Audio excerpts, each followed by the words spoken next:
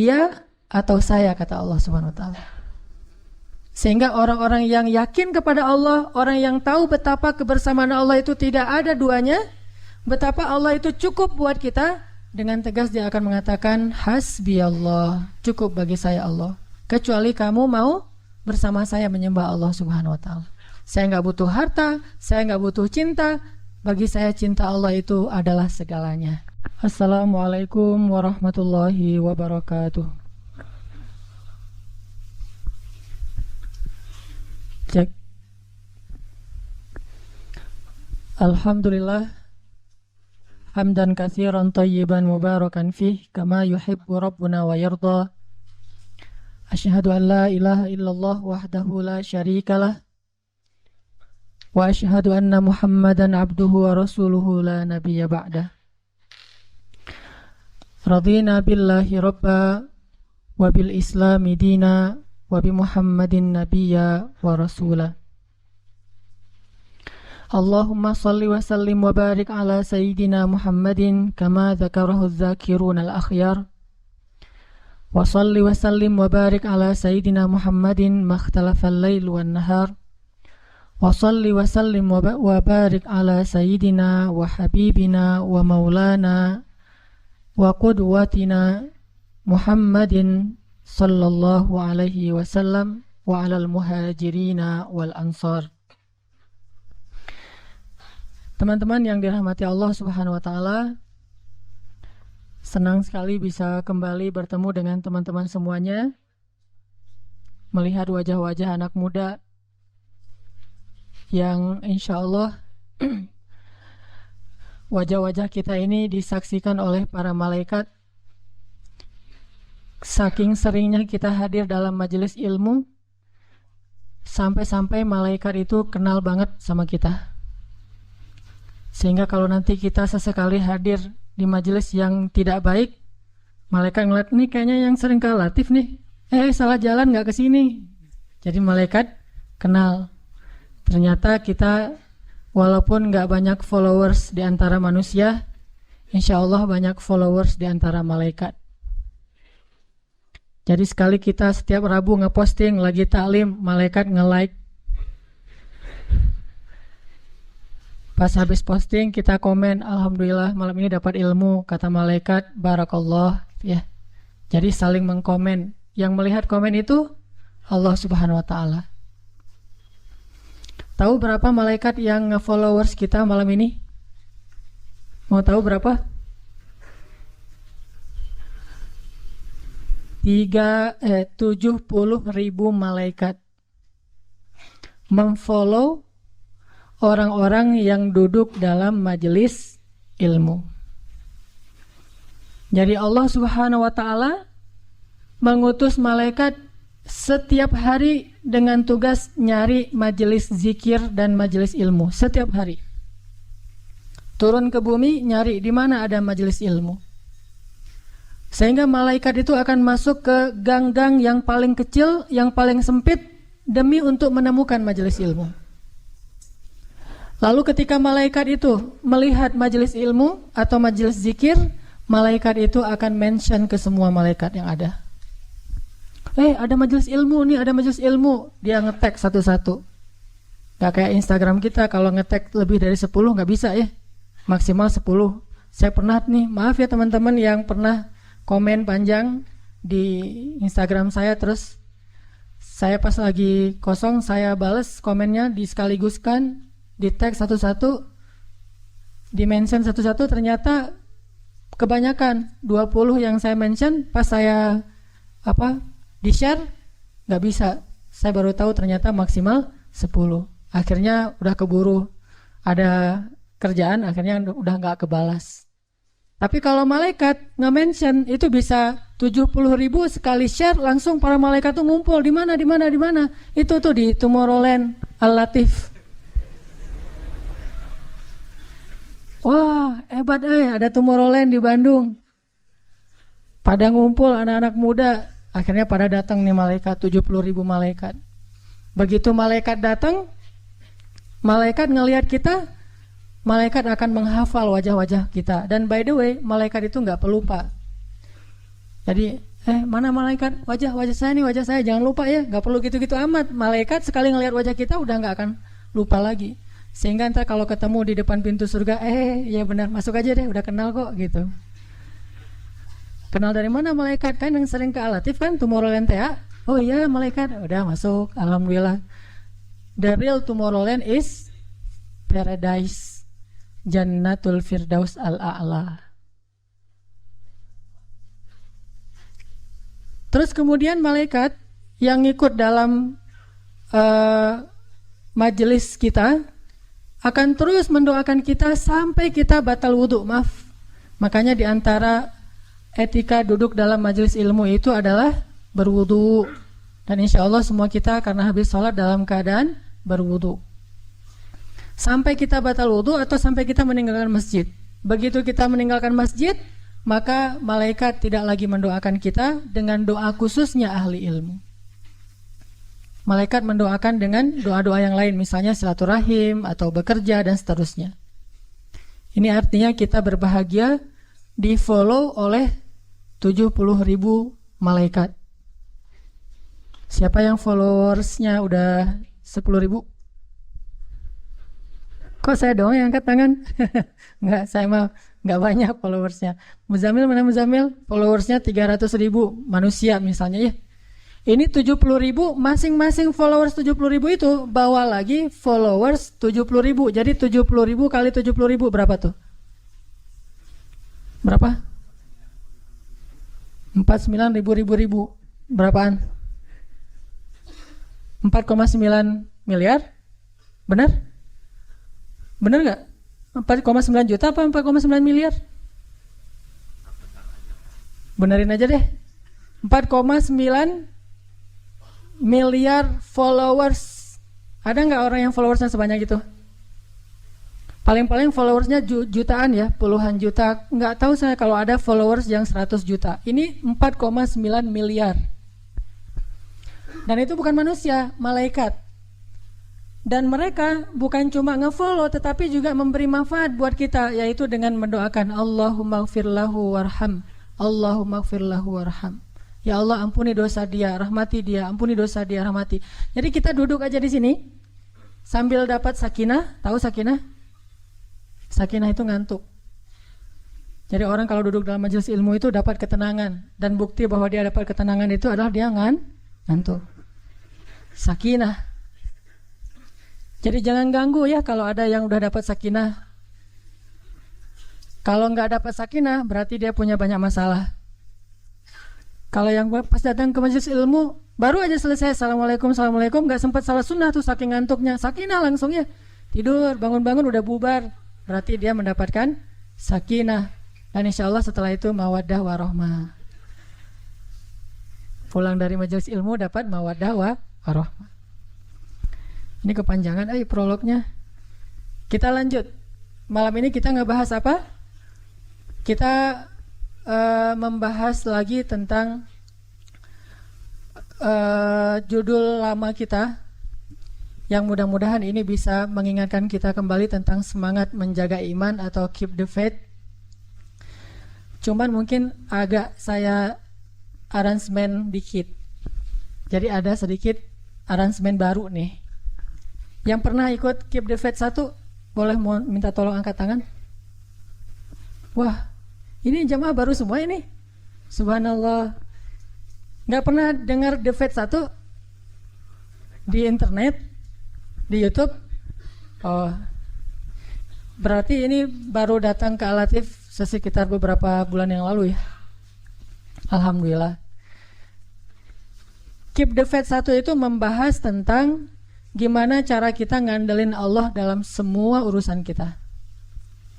Dan malam ini saya akan tambahin dikit saja materi tentang keep the faith. Kita akan melihat keep the faith ini dari angle kalimat yang sering diucapkan oleh orang-orang soleh, yaitu kalimat hasbunallah wa ni'mal wakil, atau kalimat hasbiyallah wa ni'mal wakil. Apa bedanya hasbunallah sama hasbiyallah? Bedanya apa? Kalau hasbunallah cukup bagi kami Allah. Kalau hasbiyallah cukup bagi saya Allah. Sama aja, cuman beda. Kalau sendiri ngomongnya hasbi Allah. Kalau bareng-bareng ngomongnya hasbunallah. Nah, berkaitan dengan kalimat hasbunallah atau hasbi Allah ini, ada beberapa kisah yang mungkin bisa jadi teladan.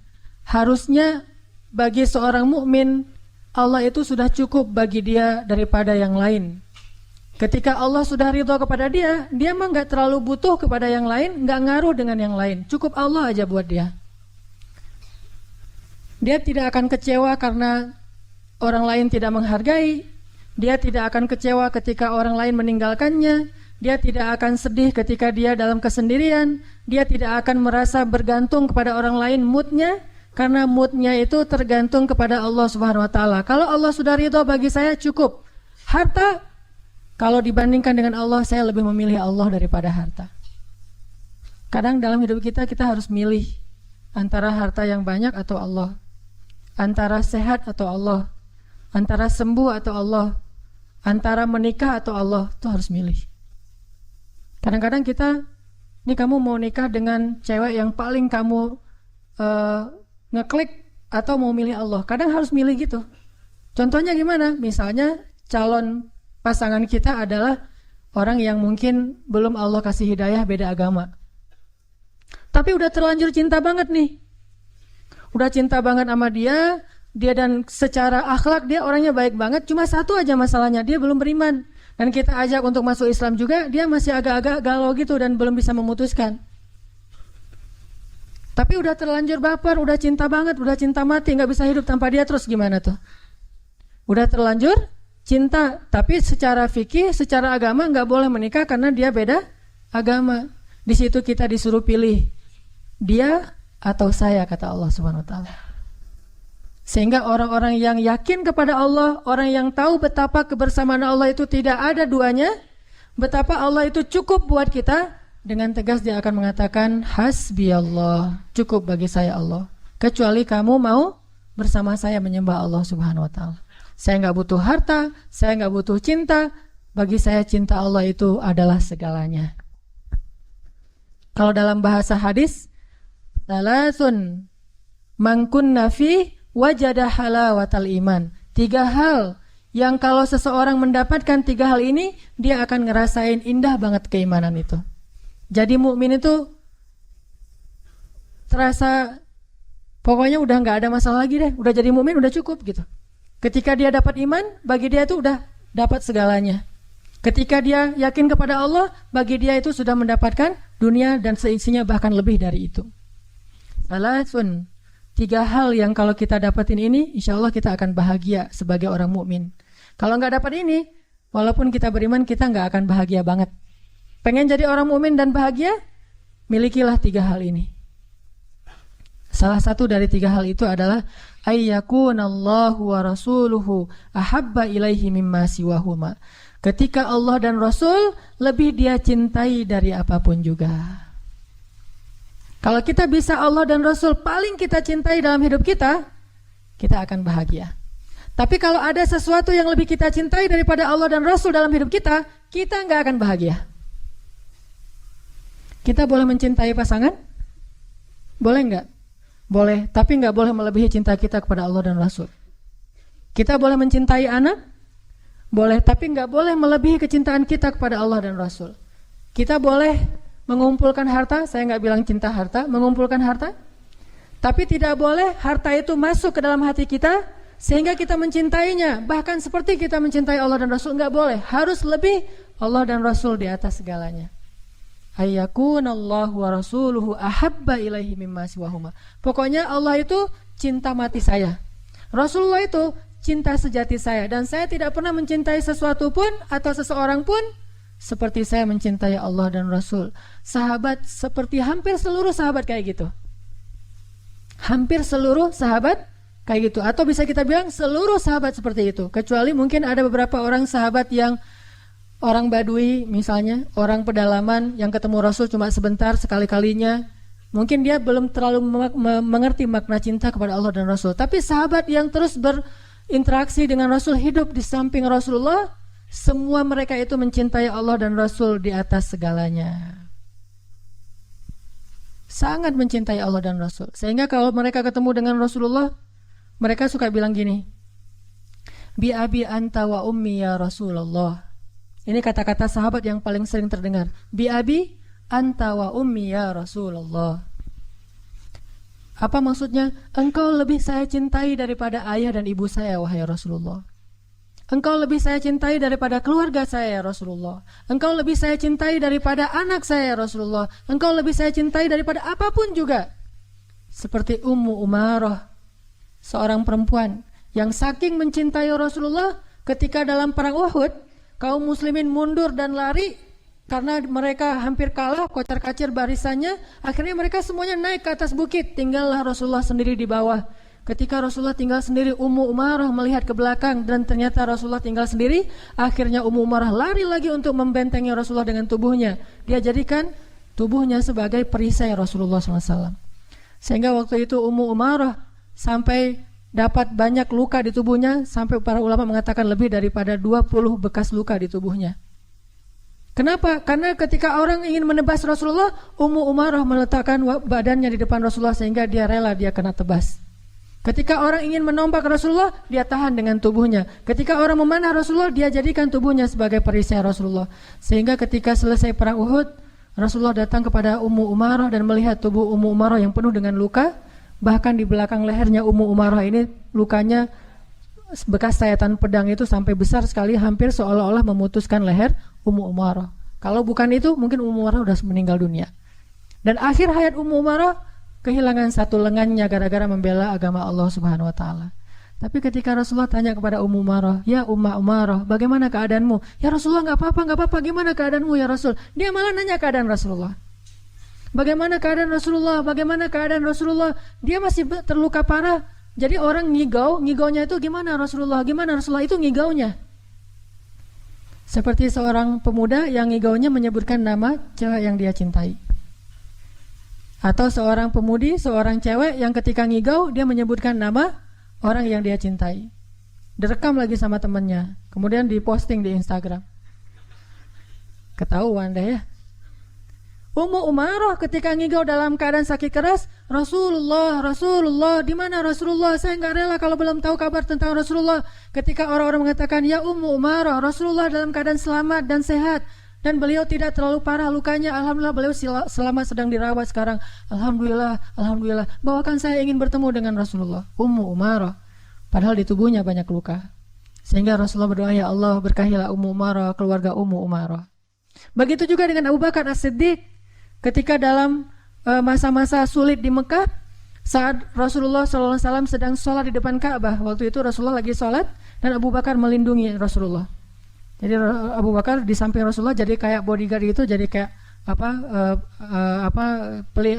pengawal Rasulullah. Ketika Rasulullah sedang sholat, Rasulullah membacakan ayat Al-Quran, Abu Bakar menjadi pengawalnya. Begitu datang Abu Jahal ingin menyentuh Rasulullah, langsung ditahan oleh Abu Bakar. "Ya Abul Hakam, jangan ganggu orang yang menyembah Allah." Kemudian akhirnya mereka mengeroyok Abu Bakar sampai wajahnya tidak dikenali, digebukin rame-rame sama Abu Jahal dan kawan-kawannya. Sampai dalam bahasa ayat atau dalam bahasa sejarah, wajahnya sampai tidak dikenali, artinya hancur-hancuran, babak belur Abu Bakar As-Siddiq demi membela Rasulullah. Kemudian digotong oleh keluarganya kepada Bani Taim, keluarganya Abu Bakar, kabilah Taim. Ketika beliau sadar dari pingsannya, yang pertama beliau tanya, "Di mana Rasulullah? Bagaimana keadaan Rasulullah? Bagaimana keadaan Rasulullah?" Orang-orang mengatakan, "Ya Abu Bakar, kami mengkhawatirkan keadaanmu, tetapi engkau masih mengkhawatirkan Muhammad." Kata ibunya, "Wahai anakku, istirahat dulu, minum obat, makan, minum dan seterusnya." Kata Abu Bakar, "Demi Allah, saya tidak akan makan dan minum sebelum saya tahu keadaan Rasulullah SAW." Ayyakunallahu wa rasuluhu ahabba ilaihi mimma siwahuma. Tidakkah kita cemburu kepada orang-orang seperti itu? Baru kita akan bahagia dengan perasaan cinta kita. Kalau tidak, kita akan diperbudak dan sengsara justru oleh perasaan kita sendiri. Akhirnya Abu Bakar menyuruh orang, keluarganya termasuk ibunya, untuk membantu beliau berdiri, kemudian membantu beliau berjalan secara tertatih karena beliau lagi dalam keadaan luka berat, habis bangun dari pingsannya, datang ke rumah Rasulullah SAW. Ketika masuk ke rumah Rasulullah, ke rumah Khadijah, melihat wajah Rasulullah tersenyum, Abu Bakar langsung kayak orang udah segar, nggak perlu lagi dipegang, saya udah sehat. Gara-gara ngelihat Rasulullah selamat. Kemudian Rasulullah bertanya, bagaimana kabarmu ya Rasulullah? Kata ya Abu Bakar, kata Abu Bakar, bagaimana kabar engkau ya Rasulullah? Saya tidak masalah, kalau gitu kabar saya baik. Kalau Rasulullah sakit, kabar saya lebih sakit. Kalau Rasulullah sehat, berarti kabar saya baik ya Rasulullah, tidak masalah. Hanya sedikit luka karena dipukul sama mereka. Enggak pernah ngeluh ya Rasulullah, saya mah babak belur. Udah lihat kan kesetiaan saya? Enggak gitu-gitu amat. Saya mah enggak apa-apa ya Rasulullah, yang penting engkau sehat. Begitu cintanya beliau kepada Allah dan Rasul, dan tidak ada yang lebih beliau cintai daripada Allah dan Rasul. Begitu juga ketika Abu Bakar mendampingi Rasulullah untuk hijrah. Kenapa Rasul memilih Abu Bakar untuk hijrah? Karena paling setia dan paling mencintai beliau. Di perjalanan, ketika lagi jalan dengan Rasulullah, Abu Bakar kadang berdiri di depan, kadang berdiri di belakang, kadang berjalan di sebelah kanan, kadang berjalan di sebelah kiri, terus saja mundar-mandir, ngelilingin Rasulullah terus kayak orang tawaf gitu. Dan wajahnya tuh gelisah banget, khawatir banget, sampai Rasulullah bertanya, ya Abu Bakar, mabik, kenapa kamu ya Abu Bakar, kok mundar-mandir keliling di belakang depan saya? Kata Abu Bakar, ya Rasulullah, kadang ketika saya berada di sebelahmu, saya khawatir ada musuh yang akan menghadangmu di depan, jadi saya ke depan biar saya duluan yang kena. Ketika saya di depan, saya khawatir ada musuh di belakang, saya lari ke belakang. Ketika saya di belakang, saya khawatir ada musuh di sebelah kananmu, di sebelah kirimu, sehingga saya tidak pernah merasa tenang. Saya khawatir musuh ingin mencelakaimu, biarlah saya lebih dulu yang celaka ya Rasulullah. Allah dan Rasul paling dicintai bagi mereka. Di dalam gua Thur, ketika Rasulullah istirahat karena kecapean, Rasulullah tertidur sambil duduk, Abu Bakar tidak bisa tidur. Abu Bakar terus berjaga-jaga, jangan ada musuh yang datang ke dalam gua itu untuk membunuh Rasulullah. Jaga-jaga terus, siaga banget. Sampai ketika waktu sedang bersiaga kayak gitu, Abu Bakar ngelihat ada seekor kayak kalajengking keluar dari sebuah lubang di dalam gua, langsung ditutup oleh tangan Abu Bakar As-Siddiq.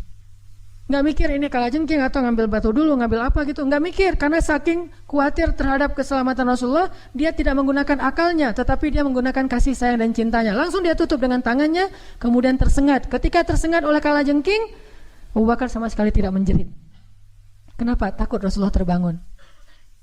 Dia tahan, sampai akhirnya nggak tahan lagi. Dia udah keluar keringat dingin, Rasulullah terbangun dan melihat, ya Abu Bakar, kenapa kamu ya Abu Bakar? Nggak ada apa-apa ya Rasulullah, istirahat lagi. Ini nahan terus nih. Melihat wajahnya udah berkeringat, terus tangannya kayak agak biru gitu, Rasulullah melihat ternyata dia disengat oleh kalajengking. Kemudian Rasulullah mengusap bekas lukanya dengan nama Allah dan Allah menyembuhkannya.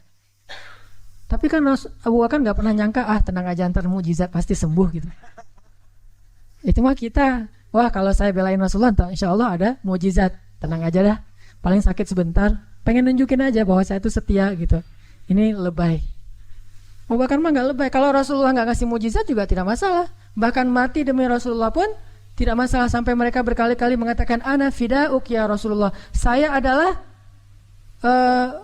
yang akan menggadaikan diri saya untuk keselamatanmu ya Rasulullah SAW. Saya tebus nyawa saya untuk keselamatanmu ya Rasulullah SAW. Ini saking cintanya mereka kepada Allah dan Rasul. Sampai ada seorang sahabat juga namanya Thauban radhiyallahu an.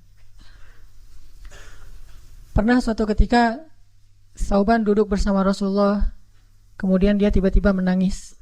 Pertama ngelihat Rasulullah lama gitu, jadi kayak orang memperhatikan seseorang yang paling dicintai kan ya. Kayak kita kalau ngelihat orang tua kita atau pasangan kita atau anak kita kan ngelihatnya lama. Pernah ngelihat istri lama-lama? Wah itu, saya kalau ngelihat istri saya tuh suka lama gini aja, lama banget, selama orang sholat tahajud. Weh, nggak gitu juga kali. Ngelihat istri lama, kenapa? Karena sayang kepada pasangan kita. Kita ngelihatnya lama dengan bahasa kasih sayang, tapi nggak ngelihat dengan perasaan lain ya. Perasaannya cuma kasih sayang, jadi nggak macam-macam. Ini ada sahabat namanya Thauban. Kalau ngelihat Rasulullah tuh lama, ngeliatin, senyum. Rasulullah lihat, ya Thauban kenapa? Enggak ya Rasulullah, ngeliatin lagi. Jadi kayak orang, kalau di kita mungkin, apaan sih lo gitu ya. Enggak. Kalau sahabat mah cintanya murni karena Allah, bukan karena macam-macam, bukan LGBT. Jadi ngeliat Rasulullah lama, Rasulullah, ya Thauban kenapa? Tiba-tiba Thauban nangis. Rasulullah tanya, ma yubkika ya Thauban, kenapa kamu menangis wahai Thauban? Ya Rasulullah, saya cinta sekali kepada engkau ya Rasulullah. Tidak ada yang lebih saya cintai di muka bumi ini setelah Allah kecuali engkau ya Rasulullah. Terus kenapa? Saya khawatir Kalau nanti engkau kembali kepada Allah dan saya juga kembali kepada Allah, saya tidak akan bertemu dengan engkau lagi ya Rasulullah. Kenapa demikian ya Sauban? Ya Rasulullah, engkau itu kekasih Allah. Engkau itu dijanjikan surga oleh Allah. Tempatmu itu di surga Firdaus. Sedangkan saya hanya orang biasa ya Rasulullah. Amal saya sedikit, dosa saya banyak. Bagaimana saya akan menemuimu lagi nanti di akhirat ya Rasulullah? Cuma di dunia saja saya bisa melihat wajahmu dari dekat. Sedangkan di akhirat, engkau berada di tempat yang tinggi dan saya belum tentu masuk ke dalam surga. Bagaimana keadaan saya hari itu ya Rasulullah? Nangis Sauban. Karena khawatir gak bisa ketemu dengan Rasulullah nanti di akhirat. Di dunia mungkin saya bisa bertemu dengan engkau ya Rasul, bisa memeluk engkau, bisa mendengar kata-katamu yang luar biasa, bisa melihat wajahmu dan senyummu yang sangat menenteramkan hati. Nanti di akhirat, bahkan di padang mahsyar belum tentu saya bisa bertemu dengan engkau ya Rasulullah. Akhirnya Rasulullah kemudian mendoakan Sauban dan mengajaknya untuk banyak melakukan sujud sehingga nanti bisa bareng dengan Rasulullah di surga Firdaus. Berselawat kepada Rasulullah sallallahu alaihi wasallam. Begitu juga ketika turun ayat idza jaa nasrullahi wal fath wa ra'aitan nasa yadkhuluna fi dinillahi afwaja. Ketika Nabi membacakan ayat ini kepada para sahabat, semua para sahabat itu bertakbir Allahu Akbar, menang gitu. Ini ayat kemenangan kan? Kalau telah datang kemenangan dari Allah dan pertolongan, dan kamu melihat orang berbondong-bondong masuk Islam, yaitu setelah perjanjian Hudaibiyah, Fathu Makkah, setelah perang Khaybar, orang berbondong-bondong masuk Islam. Lalu para sahabat memaknai ayat ini adalah kemenangan. Semuanya bertakbir, kecuali Abu Bakar As-Siddiq yang menangis. Melihat Abu Bakar menangis sendiri di pojok, Umar datang menghampiri Abu Bakar dan bertanya, "Ya Abu Bakar, bukankah ini berita gembira? Kenapa engkau menangis ya Abu Bakar? Bukankah ini kemenangan dari Allah, ini nikmat anugerah dari Allah? Kenapa engkau menangis?" Kata Abu Bakar, "Ya, ini berita gembira, kemenangan dari Allah dan juga sekaligus berita duka." "Duka bagaimana ya Abu Bakar?" Kata Umar. "Ya Umar, ketika Allah mengatakan agamanya sudah menang, bahwa dakwah ini sudah memperoleh kemenangan yang besar, orang akan berbondong-bondong masuk Islam, itu artinya tugas Nabi sudah selesai. Dan ketika tugas Nabi sudah selesai, maka itu artinya Rasulullah sebentar lagi akan kembali kepada kekasihnya dan meninggalkan kita." Baru Umar sadar dan menangis. Lalu dia menyampaikan kepada semua sahabat, "Jangan kalian bertakbir dulu, sesungguhnya ini adalah musibah paling besar." Lalu mereka diajarkan oleh Umar, "Musibah apa ya Umar?" Umar mengatakan apa yang dikatakan Abu Bakar, baru seluruh para sahabat menangis. Perpisahan dengan Rasulullah SAW. Tidak ada yang lebih mereka tangisi sejak mereka lahir ke muka bumi, kata para sahabat, seperti mereka menangisi wafatnya Rasulullah SAW. Semua rumah di Madinah itu terdengar suara orang menangis. Bahkan lebih dari 1 bulan kota Madinah itu dalam keadaan berduka karena mereka menangisi kepergian Rasulullah SAW. Begitu juga ketika Rasulullah SAW berdiri di atas mimbar. Kemudian Rasulullah mengatakan, "Wahai kaum muslimin, sesungguhnya ada seorang hamba diberikan pilihan oleh Allah antara kembali kepada Allah atau dia tetap bersama orang-orang yang dia cintai." Ternyata hamba itu memilih untuk kembali kepada kekasihnya. Para sahabat diam aja gak ngerti. Abu Bakar nangis lagi. Saking pekanya hati Abu Bakar karena cintanya kepada Rasulullah. Lalu Umar nanya lagi kepada Abu Bakar, "Ya Abu Bakar, kenapa nangis? Bukankah itu kisah laki-laki Bani Israel?" Kata Abu Bakar, "Itu bukan kisah Bani Israel, itu Rasulullah yang diberikan pilihan antara kembali kepada Allah atau tetap bersama kita, dan beliau memilih kembali kepada Allah." Baru nangis juga.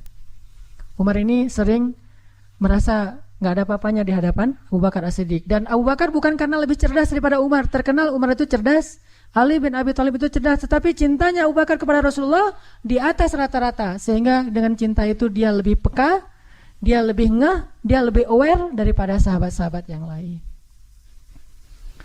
Bahkan ada juga sahabat yang kayak gini. Setiap malam dia ada di depan rumah Rasulullah. Asal udah malam, udah ada dia tuh di depan rumah Rasulullah. Habis sholat Isya udah langsung siaga di depan rumah Rasulullah. Sampai Rasulullah bertanya, "Siapa di depan rumah?" "Saya ya Rasulullah." "Apa yang kau lakukan?" "Gak ada, Rasulullah lagi lewat," gitu. Besok dia lagi, terus saja setiap malam dia berjaga di depan rumah Rasulullah. Kenapa? Dia gak rela ada seorang pun yang datang untuk menyakiti Rasulullah. Dia terus berjaga-jaga demi Rasulullah, gak pernah tidur di malam hari demi menjaga rumah Rasulullah SAW. Saking cintanya kepada Allah dan Rasul. Inilah halawatul iman. Inilah orang mukmin yang paling bahagia. Siapa orang yang paling bahagia di antara orang yang beriman? Yang benar-benar bisa meletakkan Allah dan Rasul di dalam hatinya dan tidak ada ruang lagi buat yang lain kecuali dengan seizin Allah dan Rasulnya. Ini yang disebut dengan hasbunallah wa ni'mal wakil. Ridho, radina billahi rabba wa bil islami dina wa bi muhammadin nabiyya wa rasula. Cukup Allah dan Rasul, yang lain Allah yang mencukupkan. Bukan cukup bagi saya, pasangan saya, Allah nanti aja. Tapi cukup Allah dan Rasul, yang lain Allah yang mencukupkan. Siapa yang dalam hatinya Allah dan Rasul cukup, maka Allah akan memberikannya kecukupan dari segala sesuatu. Gak ada harta, Allah kasih dia rasa cukup. Sakit, Allah kasih dia rasa cukup. Sendiri Allah kasih dia rasa cukup. Yang membuat kita sengsara itu bukanlah kita kekurangan harta, bukanlah kita sendiri, bukan kita dalam keadaan susah atau banyak penyakit. Yang membuat kita sengsara itu hati kita tidak cukup merasa bahagia. Terlalu kecil ruangnya untuk kebahagiaan sehingga kita selalu merasa hampa. Sedangkan orang yang Allah cukupkan, mungkin dia adalah orang yang Allah uji dengan penyakit sekian belas tahun tidak sembuh seperti Nabi Ayub. Mungkin dia orang yang Allah uji dengan kehilangan orang-orang yang dia cintai seperti Nabi Yakub. Mungkin dia adalah orang yang diuji dengan harus meninggalkan orang yang paling dia cintai seperti Ibrahim. Tetapi Allah cukupkan hatinya dengan kebahagiaan. Hasbunallah. Tidak ada yang lebih berharga bagi kita daripada Allah. Maka siapapun yang memberikan hatinya lebih dulu kepada makhluk sebelum kepada Allah dan Rasul, siap-siaplah untuk sengsara dan kecewa. Berikan hati kita kepada Allah dan Rasul. Setelah itu Allah yang akan memberikan hati itu kepada orang yang paling layak untuk kita. Jadikan Allah dan Rasulullah itu cukup dalam hati kita. Setelah itu Allah akan mencukupkan segala kebutuhan kita. Masih ingat kisah kaum Ansor setelah perang Hunain? Perang Hunain itu terjadi setelah perang apa? By the way, perang Hunain namanya. Terjadi setelah perang Fathu Makkah. Jadi Nabi habis Fathu Makkah, kemudian Nabi ekspansi lagi ke daerah Ji'ronah sampai ke Taif. Sekarang tuh jadi salah satu tempat untuk memulai umroh atau mikot, yaitu Ji'ronah, sekitar 30 menit dari kota Mekah. Setelah selesai perang Hunain, kaum muslimin itu mendapatkan ghanimah yang sangat banyak, hampir sebanyak perang Khaybar. Jadi dua perang yang paling besar ghanimahnya itu, satu perang Khaybar dan di bawahnya perang Hunain. Ribuan ekor onta, ribuan domba, ribuan kuda dengan alat-alat perang yang berharga, kemudian juga berhala-berhala yang terbuat dari emas dan perak, itu ditinggalkan di medan perang dan diambil oleh kaum muslimin. Mungkin ratusan miliar. Ketika mendapatkan semua ghanimah itu kemudian dikumpulkan di sisi Rasulullah, karena yang membagikan ghanimah cuma Rasulullah waktu itu. Tiba-tiba Rasulullah memanggil Abu Sufyan, orang Mekah yang baru masuk Islam. Ya Abu Sufyan, ambillah onta yang kamu suka, 100 ekor onta. Abu Sufyan mengambil 100 ekor onta dan mengatakan, saya merasa nyaman sekali dalam Islam. Bagi dia, kenyamanan dalam Islam itu masih diukur dengan harta. Ini namanya mu'allaf, orang yang dibujuk hatinya dengan harta. Abu Sufyan senang membawa 100 ekor onta. Kata Rasulullah, cukup ya Abu Sufyan? Cukup ya Rasulullah, cuman kalau ada lebih boleh sih. Dikasih lagi 100 ekor onta, sampai Abu Sufyan mendapatkan lebih dari 200 ekor onta. Panggil lagi tokoh-tokoh Quraisy yang lain yang baru masuk Islam, dikasih lagi 100 ekor onta. Hampir semua orang Mekah itu mendapatkan onta yang lebih dari 10 ekor onta. Bahkan tokoh-tokohnya itu mendapatkan ratusan ekor onta. Setelah semuanya dibagi, ghanimah habis. Onta, domba, kuda, berhala yang terbuat dari emas dan perak dibagi semuanya kepada orang Mekah dan sedikit orang Muhajirin. Orang Ansor gak dapat apa-apa. Orang Ansor jangankan onta, ayam atau bebek aja gak dikasih. Coba, gak dapat apa-apa tuh. Batu akik, cincin batu akik aja gak dikasih. Padahal cincin batu akik itu banyak dari tubuh-tubuh orang-orang kafir yang terbunuh, akhirnya ambil batu akik atau apa. Batu akik kan mahal tuh dulu. Wah, gak dapat apa-apa sama sekali. Sehingga akhirnya orang Ansor desas-desus, mulai komplain, mulai komen. Apa komplainnya? Rasulullah mah kalau udah ketemu dengan keluarganya lupa sama kita. Satu orang yang ngomong kayak gitu, yang lain bilang, benar gitu. Akhirnya semuanya juga, oh iya benar ya Rasulullah. Ini gara-gara satu orang nih, was-wasah nih, yuwaswisu fi sudurin nas.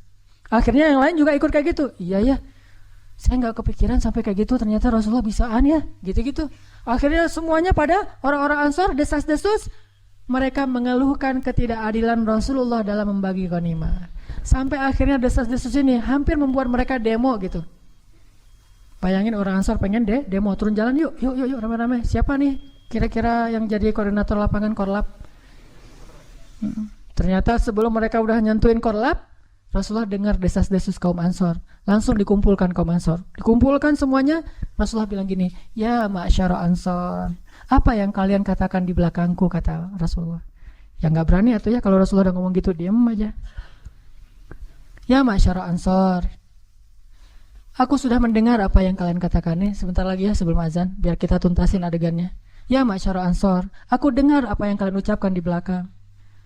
Tapi wahai ma'syara Ansor, bukankah dulu kalian itu orang-orang yang kufur kepada Allah, lalu aku datang membawa iman kepada kalian? Bukankah dulu kalian bermusuh-musuhan saling membunuh, lalu aku mempersaudarakan kalian? Bukankah dulu kalian berada di tepi jurang neraka, lalu aku selamatkan kalian? Bukankah dulu kalian adalah orang-orang yang hampir saja celaka, lalu aku memberikan kepada kalian cahaya dari kegelapan? Ya ma'syara Ansor, apa yang kalian katakan di belakangku? Tiba-tiba salah satu dari lelaki Ansor berdiri dan mengatakan, ya Rasulullah, kami tahu jasamu betapa besar bagi kami ya Rasulullah. Tapi ya Rasul, bukankah dulu engkau terusir lalu kami terima engkau di kampung kami? Balas nih. Bukankah engkau dulu sendiri lalu kami menjadi keluargamu? Bukankah engkau datang dalam keadaan tidak punya apa-apa, kami serahkan seluruh harta kami untukmu ya Rasul? Bukankah ketika engkau berperang kami yang membelamu, bahkan banyak dari kami yang syahid demimu ya Rasul? Balas. Setelah selesai itu Rasulullah mengatakan, ya ma'syara Ansor, bagaimana pendapat kalian jika orang-orang Mekah itu pulang ke kampung halaman mereka membawa sampah-sampah dunia, dan kalian pulang ke kampung kalian membawa Allah dan Rasul? Tidakkah kalian rela? Langsung mereka berteriak, kami rela Allah dan Rasul. Biarkan mereka membawa pulang sampah-sampah dunia, kita dapat Allah dan Rasul. Allahu Akbar. Semuanya semangat dikasih Allah dan Rasul. Kalau kita disuruh pilih kayak gitu, ya Rasulullah, Allah dan Rasul plus harta juga ya Rasulullah. Itu mah kita ya. Insyaallah nanti kita lanjutkan setelah salat Isya.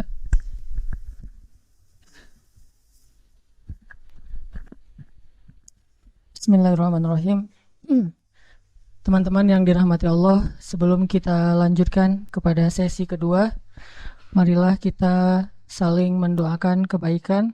Pertama kepada ibundanya teman kita, salah seorang jamaah latif juga, Kang Roni Cicahem, salah satu anak skateboard.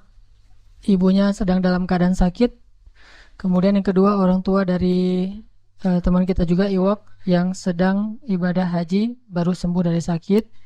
Kemudian yang ketiga, saudari Resti, 10 tahun koma di rumah sakit Islam. Saudari Resti yang usianya 10 tahun sedang dalam keadaan dirawat di rumah sakit Islam dan koma. Mudah-mudahan Allah Subhanahu wa taala mengangkat penyakit mereka dan menggugurkan dosa-dosanya dan juga meninggikan derajatnya.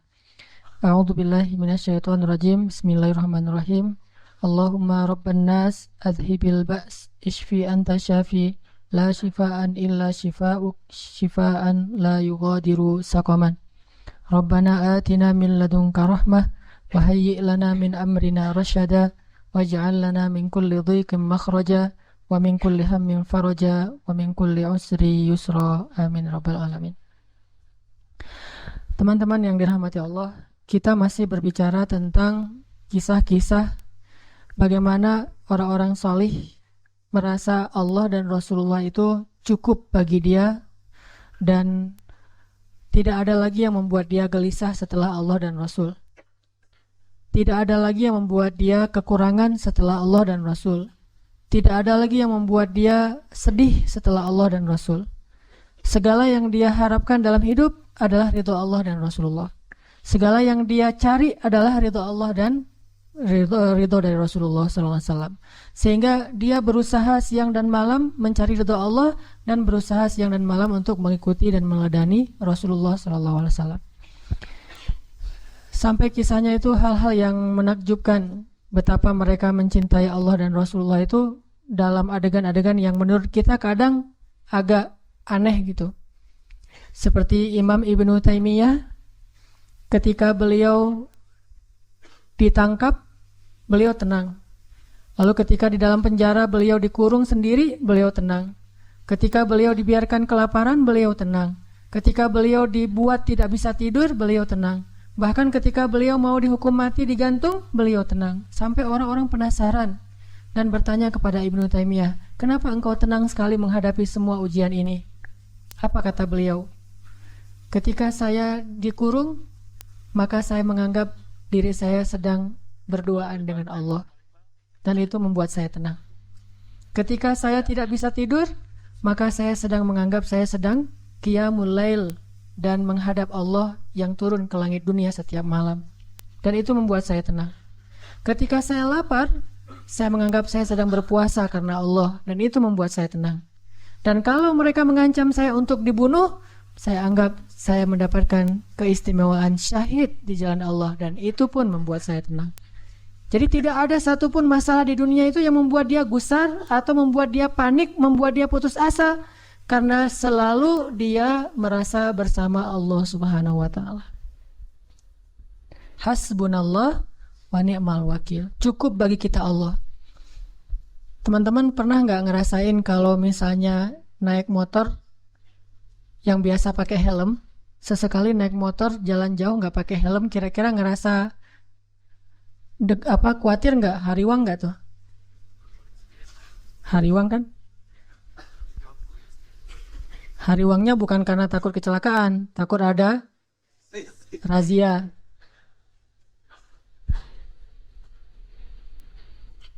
Terus ketika jalan pakai helm, helmnya itu yang udah standar SNI misalnya, udah bagus, rasanya gimana?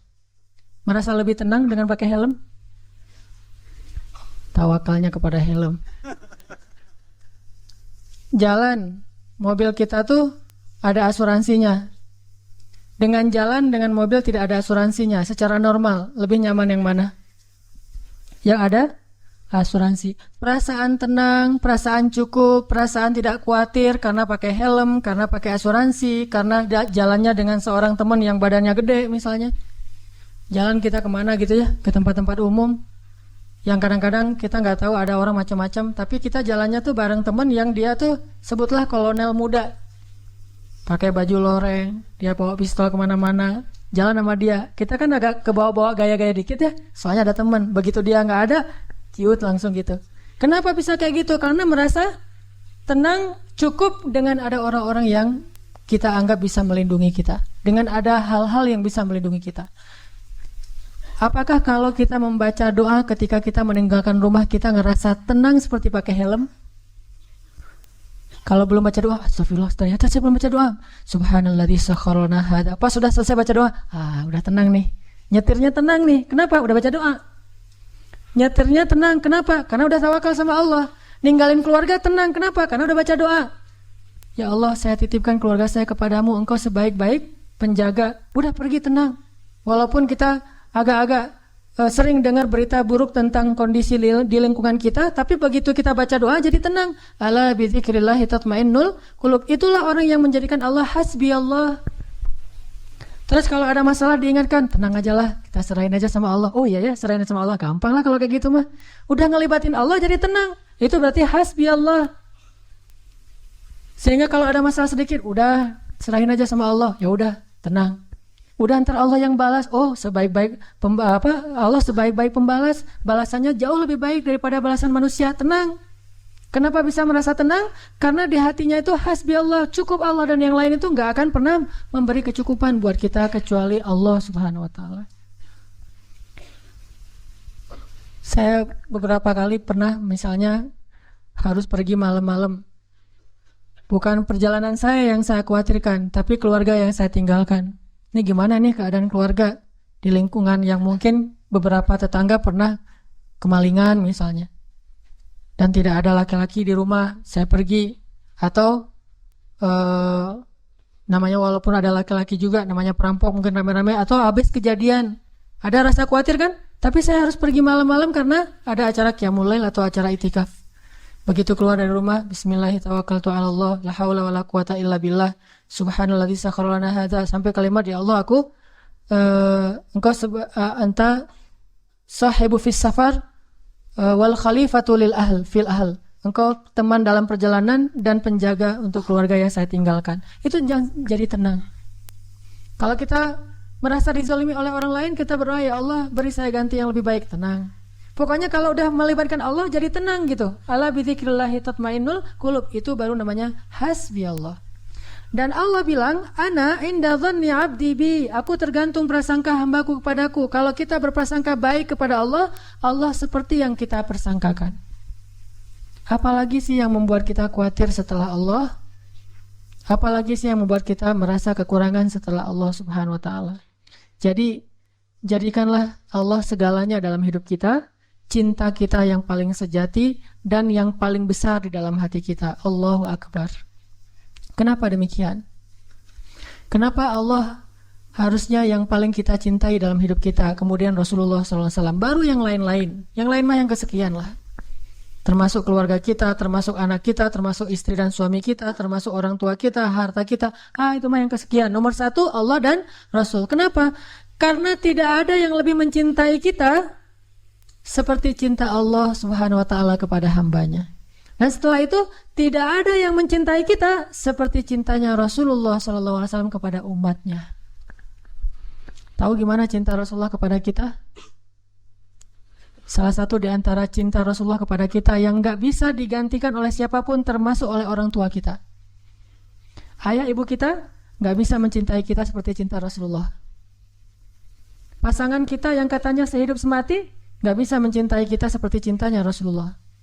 Gimana cintanya Rasulullah? Nanti di padang mahsyar Allah Subhanahu wa taala berfirman, "Yauma yafirrul mar'u min akhihi wa ummihi wa abihi wa sahibatihi wa banihi likulli imri'in minhum yawma idzin sya'nun yughni." Hari ketika seorang ayah lari dari anaknya, seorang suami lari dari istrinya, istri lari dari suaminya, anak lari dari orang tuanya, pasangan lari dari pasangannya, sahabat lari dari sahabatnya. Likulli imri'in yauma idzin, pada hari itu semua orang sya'nun yughni, sibuk ngurus diri sendiri, kecuali satu orang. Semua orang, Nabi Adam, Nabi Nuh, Nabi semua anbiya dan semua manusia pada hari itu yauma idzin sya'nun yughni. Likulli imri'in minhum yawma idzin sya'nun yughni. Semuanya sibuk dengan diri sendiri. Udah lupa tuh, kita dikuburin satu liang lahat dengan pasangan sejati kita, tapi pas kita bangkit kita nggak akan lihat ke sebelah kanan kiri kita. Dia juga nggak usah kegeeran, dia juga akan ngelihat kita kok. Saya nggak akan lihat dia, tapi dia pasti ngelihat saya nih. Nggak usah GR. Di hari akhirat itu nggak perlu GR, karena dia juga nggak bakalan lihat, nggak akan ingat sama kita tuh. Kita lihat, misalnya kita manggil dia panggilan kesayangan kita, Beb, say gitu ya, say, gini panggil-panggil dia pergi aja tuh. Kenapa nih orang pergi? Jangan-jangan dia udah lupa ingatannya, belum balik, soalnya udah kelamaan tidur di dalam kubur gitu misalnya. Nah, likulli imri'in yauma idzin sya'nun yughni. Nggak peduli, dia ngelihat kita. Dia tahu ini suami saya nih, dia tahu ini anak saya nih, dia tahu ini orang tua saya, dia tahu bahwa dia adalah kekasih kita adalah kekasihnya. Dia tahu, tetapi saking takutnya dia terhadap dirinya dan saking dia mementingkan dirinya pada hari itu dia nggak peduli dengan kita. Bahkan na'udzubillah, kalau kekasihnya di sebelah diseret oleh malaikat, dia nggak akan nolong kita dia mah. Dia yang penting selamat. Saya udah selamat. Kekasihnya ya terserah. Nanti kalau dia udah beres, baru nanti dia, itu juga nggak semua orang bisa seperti itu. Tapi Rasulullah satu-satunya orang yang pada hari itu yang sangat sibuk mondar-mandir, sibuknya luar biasa, cuma satu orang, Muhammad SAW. Itu sibuk banget. Gimana sibuknya Rasulullah? Ketika lagi di padang mahsyar, Rasulullah langsung mencari mana umatku. Dia cari, siapa kamu? Umat Muhammad. Sini. Siapa kamu? Umat Muhammad. Kumpulin semuanya umatnya. Kemudian Nabi sujud kepada Allah dengan sujud yang sangat lama. Sampai Allah mengatakan, ya Muhammad, bangkitlah dari sujudmu. Sal tu'tah, minta akan saya beri. Bangkit dari sujudmu. Ya Allah, saya tidak akan bangkit dari sujud saya sebelum saya mendapatkan apa yang engkau janjikan. Wahai Muhammad, minta. Ya Allah, Berikan saya kesempatan untuk memberi minum kepada umat-umat saya. Mereka kehausan ya Allah. Kasihan mereka di bawah terik matahari. Akhirnya Allah mengatakan, ya Muhammad, ini telaga Al-Kautsar, beri minum kepada umatmu. Panggil, wahai umatku, umatku, umatku. Sampai Rasulullah ditanya oleh Fatimah, ya ayah, nanti di padang mahsyar, kalau saya pengen ketemu ayah, ketemu di mana? Wahai Fatimah, sesungguhnya aku ada di telaga Kautsar dan memberi minum kepada setiap umatku. Datanglah ke telaga Kautsar. Rasulullah padahal dijamin masuk surga, surganya Firdaus. Ngapain tuh capek-capek ngurus kita, pergi aja ke surga Firdaus menikmati hidup. Tapi beliau nggak rela, ditampakkan ke hadapan beliau, ini Firdaus, ini surgamu wahai Muhammad. Nabi Muhammad nggak akan tersenyum sedikit pun. Beliau nanya, umatku di mana ya Allah? Ini Firdaus, umatku di mana ya Allah? Mereka di padang mahsyar, langsung balik lagi keluar dari surga coba. Keluar dari surga cari, terus memberikan minum satu persatu. Bahagia banget ketemu umatnya tuh kayak ketemu kekasih lama, kasih minum. Kasih minum. Setelah minum satu teguk, kita nggak akan haus lagi selama-lamanya. Ketika seorang ayah, ibu, kekasih meninggalkan kita, Rasulullah mencari kita. Di mana fulan? Di mana fulan? Honda Spasi motor, Honda Space motor D4541 harap dipindahkan. D811NN juk putih di depan pintu gerbang, segera dipindahkan. Oh. Cek. Tadi sampai di mana? Sampai spasi. Coba aja nih. Apa?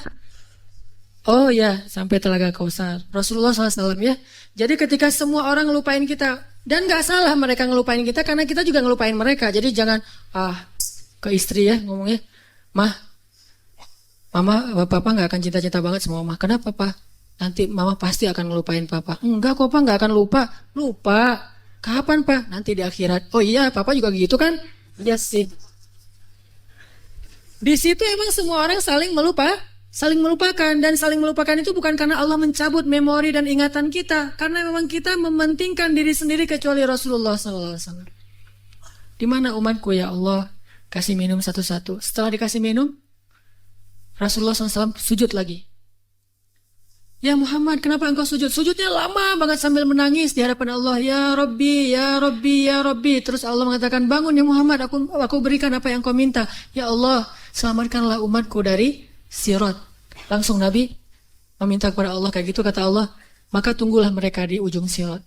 Nabi menunggu kita di ujung Sirat sambil mengatakan, Allahumma salim salim, Allahumma salim salim. Ya Allah selamatkan, ya Allah selamatkan. Maka yang amalnya banyak dia lewat. Ada juga yang jatuh ke dalam neraka. Rasulullah ketika tahu umatnya masih banyak yang di dalam neraka, langsung sujud lagi di hadapan Allah. Sujud yang sangat lama. Allah mengatakan, ya Muhammad, bangkitlah dari sujudmu, apa yang kau inginkan? Ya Allah, selamatkanlah seseorang dari api neraka yang di dalam hatinya ada iman walaupun sekecil biji kurma. Akhirnya kata Allah, selamatkan mereka yang ada iman sekecil biji kurma di dalam neraka. Nabi langsung pergi ke pintu neraka, mencari umatnya. Wahai malaikat, cari umat saya yang ada iman sekecil biji kurma dan selamatkan mereka. Dikeluarin. Ketika ketemu dengan Rasulullah, mereka dalam keadaan habis disiksa luar biasa. Wajah mereka, tubuh mereka rusak parah. Rasulullah melihat mereka dengan air mata, kasihan, memeluk mereka, dipersilakan masuk ke surga. Setelah selesai, udah gak ada lagi malaikat, udah gak ada lagi. Balik lagi ke hadapan arasy Allah. Di bawah arasy Allah, Nabi sujud lagi yang lama. Dalam sujud lama itu kemudian Nabi menangis. Allah berkata, ya Muhammad, kenapa menangis? Ya Allah, selamatkanlah umat saya dari api neraka yang mereka di dalam hatinya ada iman sekecil biji jagung. Sekecil jagung. Kata Allah, aku izinkan. Akhirnya Nabi Muhammad lari lagi ke neraka. Wahai malaikat, keluarkan yang ada iman sekecil jagung. Keluar lagi sekian ribu, sekian juta umat Nabi Muhammad. Udah selesai semua, udah gak ada sisa. Balik lagi di bawah arasy Allah. Sujud lagi yang lama, nangis lagi sepanjang waktu yang cukup lama. Sampai Allah bertanya, ya Muhammad, bangkit. Apa yang kau inginkan ya Allah? Keluarkanlah umatku yang di dalam neraka, yang di dalam hatinya ada iman sekecil biji sawi, zarrah. Kata Allah, aku izinkan. Lari lagi ke neraka, selamatin lagi. Balik lagi, sujud lagi, ya Allah. Kata Allah, ya Muhammad, apa lagi ya Muhammad? Bukankah aku sudah menyelamatkan banyak dari umatmu? Ya Allah, demi kasih sayang yang engkau miliki, selamatkanlah umatku Yang mereka tidak punya amal kecuali hanya mengatakan la ilaha illallah. Kata Allah, aku izinkan. Nabi Muhammad kemudian lari ke neraka, menyelamatkan kita dengan seizin Allah. Makanya Nabi mengatakan, katakan la ilaha illallah, baru aku bisa menyelamatkan kalian. Ketika pamannya mau meninggal, apa kata Nabi? Wahai paman, ucapkan kunci surga, la ilaha illallah, biar aku bisa nyelamatin paman. Walaupun gak ada amal sama sekali. Tapi pamannya dengan takdir Allah tidak mengucapkan. Sibuk Rasulullah sepanjang padang mahsyar yang panas, kemudian di sirat, kemudian di depan pintu neraka, terus sibuk untuk memikirkan ummati, ya Rabbi, kaifa ummati, gimana umatku ya Allah. Rasulullah hanya membukakan pintu surga untuk kita, tapi beliau tidak masuk surga. Kita yang disuruh masuk surga, beliau keluar lagi, sibuk lagi dengan yang lain. Kita yang difikirkan oleh Rasulullah SAW. Apakah orang tua kita bisa melakukan itu nanti di akhirat? Tidak. Cinta yang paling besar dari Rasulullah. Nggak lupa sama kita, kenal juga enggak. Bahkan kita berselawat kepada beliau aja males. Beliau tidak menyelamatkan, ya Allah selamatin aja orang yang berselawat kepada saya. Yang nggak mau selawat nggak usah. Enggak. Yang ada iman sekecil zarrah, yang ada iman sekecil jagung, yang ada iman sekecil biji kurma. Nggak masalah, yang penting umatku ya Allah, selamatkan mereka. Sampai pernah orang kalau sakaratul maut itu kan sakitnya luar biasa ya. Dan kita tahu adegan sakaratul maut Rasulullah. Apa yang beliau panggil? Ummati. Umatku. Ketika beliau haji wada, apa yang beliau ucapkan? Sampaikan apa yang kalian dengar ini kepada umatku yang tidak mendengar. Kepada kaum muslimin yang tidak mendengar. Akhirnya riwayat itu sampai kepada kita. Terus mikirin kita. Hingga suatu hari Nabi lagi duduk bersama sahabat. Nabi bilang gini. Wahai para sahabat. Tahukah kalian siapa manusia yang paling dicintai oleh Allah? Dan aku juga mencintainya. Kata para sahabat, para nabi ya Rasul. Kata Rasul, kalau para nabi wajar dicintai oleh Allah. Mereka itu adalah utusan-utusan Allah. Mereka dapat wahyu dari Allah. Mereka langsung berbicara dengan Allah seperti Musa. Wajar dicintai oleh Allah. Tapi bukan itu maksud saya. Oh, kalau gitu para sahabat-sahabat nabi seperti kami ya Rasul. Kalau kalian bertemu dengan aku, wajar jika Allah mencintai kalian. Wajar jika aku mencintai kalian karena kalian bertemu dengan aku.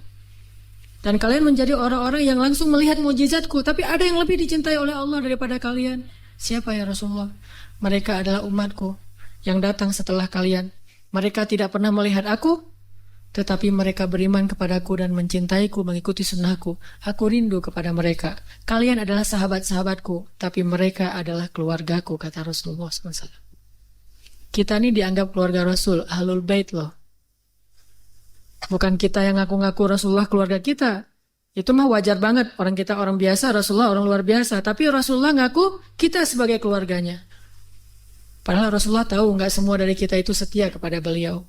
Yang marah ketika nama beliau dicoreng, yang marah ketika tentang beliau itu diselewengkan, yang marah ketika beliau dihina. Gak semua dari kita punya kesetiaan yang besar kepada beliau, tapi beliau menganggap kita keluarganya. Beliau rela menghabiskan hidupnya dalam kesusahan demi supaya hidayah ini sampai kepada kita. Siapa sih yang mau susah payah untuk kita kalau bukan karena mencintai kita? Siang malam hartanya habis, dihina, dicela, diusir dari kampung halamannya. Apa yang beliau harapkan? Supaya hidayah ini sampai kepada seluruh manusia. Itu yang paling beliau harapkan. Sampai pernah Rasulullah lagi duduk lewat orang Bani Israel lagi menggotong jenazah gitu. Rasulullah nangis. Lalu para sahabat bertanya, ya Rasulullah kenapa engkau menangis? Kan yang meninggal itu bukan Muslim tapi Bani Israel. Kata Rasulullah, saya menangis karena saya belum sempat mendakwahi dia sehingga dia mati dalam keadaan kufur. Saking cintanya Rasulullah kepada umatnya. Dan bahkan dengan seizin Allah, Rasulullah SAW sering berdoa untuk kita. Di antara doa-doa yang sering beliau ucapkan di malam hari ketika beliau tahajud. Beliau kalau tahajud itu bukan ngedoain diri sendiri, Allah masukkan saya ke surga. Bukan. Justru itu Allah menjaminkan itu kepada beliau karena beliau sering mendoakan kita. Ya Allah umatku di Palestina, ya Allah umatku di Syam, ya Allah umatku di Yaman dan yang mengikuti arah Yaman dan seterusnya sampai ke kita. Semuanya didoakan di dalam solat malamnya Rasulullah SAW. Sehingga akhirnya hidayah ini sampai kepada kita. Ini baru Rasulullah, belum lagi cinta Allah kepada kita.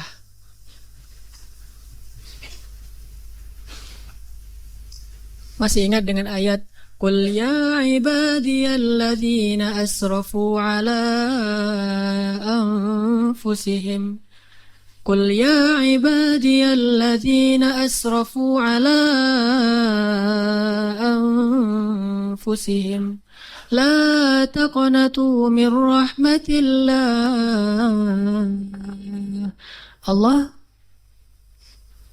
berfirman kepada orang-orang yang banyak dosa seperti kita, yang pernah berzina, yang pernah minum khamar, yang mungkin pernah membunuh, yang pernah makan riba, yang pernah mengambil hak orang lain secara tidak benar, yang pernah melakukan dosa diam-diam, yang pernah ragu sama Allah, yang pernah diam-diam menuduh Allah dengan tuduhan-tuduhan yang gak pantas kepada Allah, yang banyak dosa, yang kotor, hina, dina.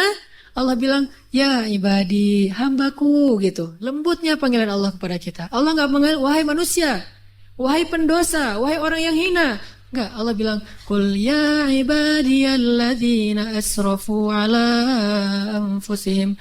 Bilang kepada hamba-hambaku yang banyak dosa. Tapi Allah gak bilang yang banyak dosa, yang melampaui batas terhadap dirinya. Lembut sekali bahasa Allah.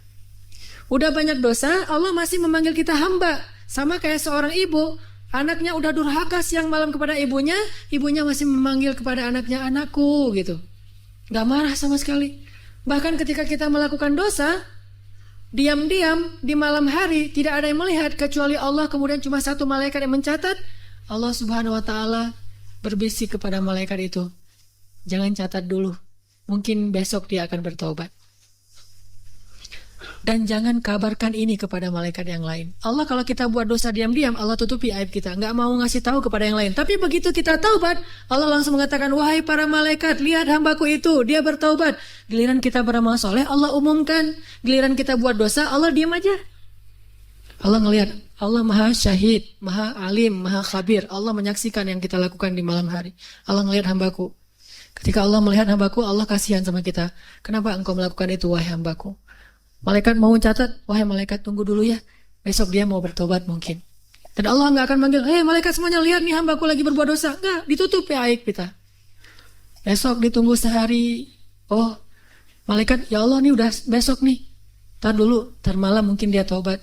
Allah membuka pintu tobat untuk dosa siang hari di malam hari. Allah buka pintu tobat di malam hari untuk dosa di siang hari, dan membuka pintu tobat di siang hari untuk orang yang berdosa di malam hari. Oh tunggu nanti malam dia mungkin bertobat. Udah malam, ya Allah dia udah tidur. Mungkin bentar lagi dia bangun. Gak bangun juga. 24 jam Allah nunggu kita. Gak boleh catat dulu. Hari pertama gak bertobat, gak datang kepada Allah. Tunggu nanti hari Jumat. Siapa tahu pas hari Jumat dia datang bertobat kepadaku. Allah tunggu di pintu masjid. Mana hambaku yang itu gak datang-datang. Allahu Akbar, Allahu Akbar. Kita masih sibuk di rumah. Kita sibuk di pasar, kita sibuk bekerja, kita menunda-nunda, alasannya kita macet di jalan. Allah tunggu kita di masjid. Gimana? Di depan mihrab. Begitu imam mau naik ke atas mimbar, Allah, mana hambaku, kayak seorang yang mencari kekasihnya yang hilang. Nggak datang juga, ya udah malaikat tunggu Jumat yang akan datang. Ya Allah, ini udah berapa puluh Jumat, tunggu Ramadan. Ya ayyuhalladzina amanu kutiba alaikumusiyam. Allah tunggu di langit dunia. Ini Ramadan, mudah-mudahan hambaku datang. Nggak datang juga. Allah tunggu, oh siapa tahu nanti dia akan datang kalau nanti dia sudah menikah. Udah nikah belum datang juga. Ya udah deh, wahai malaikat, kasihan nanti daripada hambaku nggak sadar, kasih dia sedikit masalah. Allah kasih masalah buat kita karena Allah pengen banget ngampunin dosa-dosa kita. Allah ngasih kita musibah karena Allah pengen banget ngelihat kita datang menangis, lalu Allah Subhanahu wa taala akan menyambut kita dengan kasih sayangnya. Halumu ilayya ya abdi, datang ke sini wahai hamba-hambaku, kasih masalah dikit. Nggak datang juga. Terus kata Allah, malaikat jangan catat dulu. Kenapa ya Allah? Siapa tahu nanti di akhir hayatnya dia balik kepadaku. Tunggu sama Allah tuh. Begitu kita sakit menjelang kematian kita, baru Allah ternyata ngelihat kita kayaknya nih udah ada perubahan. Tiba-tiba kita datang kepada Allah menyesal, ya Allah saya banyak dosa. Ini bentar lagi malaikat mau cabut nyawa kita. Tuh kan hambaku ini bertobat. Sini hambaku. Langsung diselamatin, langsung seolah-olah didekap, dipeluk oleh Allah. Dan malaikat yang mencatat tadi tidak jadi mencatat. Kata Allah, lihat wahai malaikat, hambaku ini bertobat. Jangan catat keburukan dia. Wahai seluruh malaikat, lihat hambaku ini sudah bertobat. Allah umumkan. Lalu Allah mendekap kita dengan kasih sayangnya.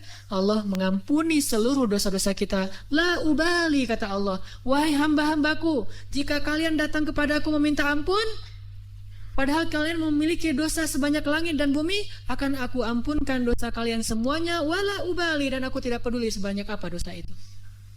Kalian datang kepada aku meminta ampun, walaupun kalian sekian puluh tahun berdosa kepadaku, aku ampuni. La ubali, aku tidak peduli berapa lama kalian berdosa kepadaku. Sejenak saja kalian bertobat, aku ampun.